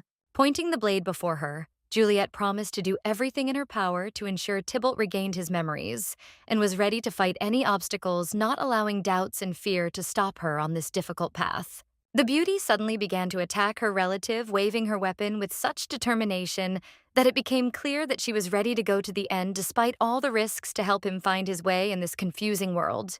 The nobleman dodged the blows, not understanding when the beauty had learned to handle a sword so masterfully.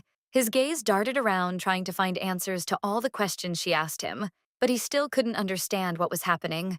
Finally, Tybalt found himself pinned against the wall, and the blade slammed into the stone next to him with a loud sound, creating a final barrier, leaving him no escape route, as if everything around him had been locked into this insurmountable situation. Crying in the rain, Juliet begged him to remember trying to reach his memory, because she believed that inside him there was still the person who was so dear to her, and she was ready to go through anything to make him come back.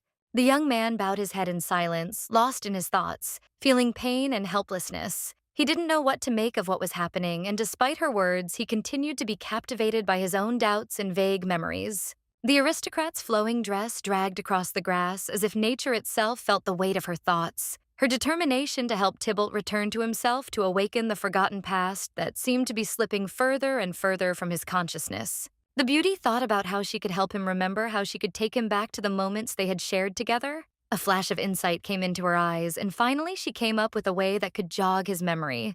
She gripped the weapon tighter, bringing it to her face, and her gaze grew even more determined. In that moment, she was ready to do anything to make him remember and believe that their connection was not an accident, but something far more significant and inevitable. At that moment, Tybalt shuddered, and fear passed through his body as if an inner premonition told him that something important and painful was about to happen, and his fear only grew stronger because he could not understand what exactly was frightening him. The man's hand reached forward without thinking, as if instinct told Tybalt that he had to save her, to prevent the step she was about to take, to prevent her from harming herself, even if it meant going against her resolve. With a gentle, quiet sigh, Tybalt embraced the beautiful noblewoman, holding the lady close in comfort, as if he wanted to let her know that she was not alone, that he was there, and that there was room in their lives not only for pain, but also for hope and support. The boy looked at sweet Juliet with concern, anxiously trying to figure out if everything was okay with her. The man's gaze was full of worry. He couldn't take his eyes off her wounded body, trying to find even the slightest sign of her condition. His hand was covered in blood, as if the marks of a terrible struggle left on her skin were a reminder of what they had been through together, and he was haunted by the thought of how dangerous all of this was for her. And then suddenly the man remembered a moment from their past, a meeting with a girl when a dish had accidentally broken. The sound of breaking porcelain echoed in his memory like a warning that not everything was as simple as it seemed at first glance. He clearly remembered her request when, with eyes full of hope and anxiety, she begged him to help her in an important matter that seemed urgent and required his participation, as if without him everything could fall apart and lead to disaster. And also, as large tears like streams rolled down her cheeks when the girl sobbed without holding back her emotions, grieving and worrying for him at that moment, the memory returned to his mind with such clarity that he could not help but feel pain in his heart. Tybalt remembered it all with stunning clarity, the look in her eyes full of pain and anxiety, her desire to understand what was happening, and the moment of recognition when their eyes met, and he felt something important and inexpressible pass between them. Suddenly unable to contain his emotions, he hugged his cousin tightly, completely forgetting that the tip of the blade was still in her hands, threateningly sparkling in the light, and not paying attention to the danger, only feeling how his heart was breaking with anxiety. The girl, barely holding back her tears, could not hold back when Tybalt, standing in front of her, began to sincerely apologize, expressing his deep concern and sympathy, and his words, filled with regret, touched her to the depths of her soul. Getting down on one knee, looking down at the ground, he promised her that now, no matter what, he would always be there, ready to support and protect. And his vow was sincere and full of determination, and it seemed that this moment changed their relationship forever. The weapons had been thrown to the ground to the side, further away, and now they lay as if forgotten, having lost their power and meaning in this foggy silence that surrounded them, creating the feeling that everything that had happened before no longer mattered. Outside rain was pouring, trickling down the glass in small streams, creating a sound reminiscent of the warm whisper of nature. And inside it was warm and cozy. A soft light reigned in the room, filling the space with an atmosphere of peace and safety, as if time had slowed down here. The hand carefully took the saucer on which stood a cup of hot tea, and without saying a word, the guy served the drink to his lady, inviting her to warm up and not get sick, carefully monitoring her condition. Juliet sat wrapped tightly in a soft blanket, trying to protect herself from the cold. Her gaze was directed into emptiness, and she seemed fragile, vulnerable, but in her heart, gratitude grew for the care she felt at that moment. The aristocrat could not find peace. Her thoughts were overwhelmed with anxiety, and she asked Tybalt again and again if he had remembered everything. Her voice, filled with anxiety, did not hide the feeling that something important was still escaping her attention, remaining unnoticed. Tybalt, sitting calmly in a chair and leisurely enjoying his tea, confidently replied that he remembered everything perfectly, down to the smallest detail, and his words sounded unshakable confidence that he had not forgotten a single important moment of their past. Suddenly, the beauty ordered her swordsman to come to her and sit down next to her on the bed. Her gaze was calm but demanding, as if she expected support and closeness at that moment. The man obediently followed the order, sat down next to her, and sensing his presence, Juliet instantly felt her shoulder enveloped in tender care and her heart filled with warmth, as if his support had become a pillar of strength for her at that moment. With a heavy sigh, the noblewoman felt relieved that she could finally return to her world, and that the swordsman had become the very hope that opened the way for her back to a familiar reality, where she could be herself. Tybalt, who was surprised by her story and wanted to know more persistently, asked her to explain where she came from, and was amazed to hear about a modern world where one can control water through a tap and fire with a stove, just like in a fairy tale. The lady burst into loud laughter at Tybalt's suggestion that she came from a world ruled by witches, her laughter filling the room with a living light, her eyes sparkling with mirth, as if she couldn't believe that anyone could mistake her for a sorceress. Sitting next to the man, sweet Juliet suddenly realized that she might be emotionally dependent on him, and this discovery made her heart beat a little faster, as if a whole universe of feelings were contained in this simple moment. A thin wisp of smoke rose from the cup of tea on the table, slowly curling through the air and filling the space around with warmth. The fragrant steam created an atmosphere of comfort and peace, as if time had slowed down in this place, and the entire world for a moment focused only on them. The hand of the lovely Juliet picked up the papers from the floor. Her movements were cautious but decisive, and meeting the man's gaze, they both understood without words that they were ready to try again, despite all the trials, and were striving for their happy ending. Tybalt himself nervously asked the lady if she would like to finally stop leaning on him and move away a little. His words were full of uncertainty, and he seemed to expect that her answer would help dispel his doubts. The lady refused. Her gaze was calm, but at some point she suddenly asked a strange question that made Tybalt freeze. Perhaps she should stop trying to get closer to Romeo, and not strive for marriage with him. The beauty sat down, tucking her legs under her and hesitantly clasping them with her arms, feeling her heart beat faster with excitement. There was something uncertain in her gaze which made her even more attractive at that moment. Juliet considered whether the best course of action might be to accept her current circumstances and let go of everything connected to her dreams of marrying Romeo. However, her heart vigorously protested against this thought, telling her that such a solution was simply impossible. The man, shocked by the lady's words about her being able to leave everything behind and stay with him, could hardly believe what he heard. The man's thoughts were full of confusion and surprise because such a turn of events seemed incredible to him.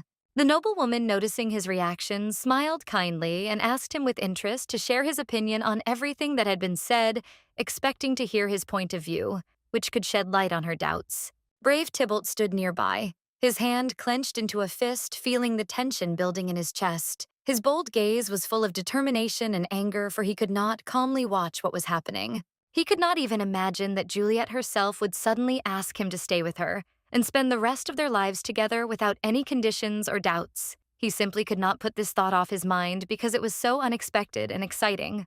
But as soon as he realized the seriousness of the woman's words, something strange suddenly happened. The noblewoman laughed loudly and admitted that all this time she had simply been joking with him, playing with his feelings and violating all logic in this situation.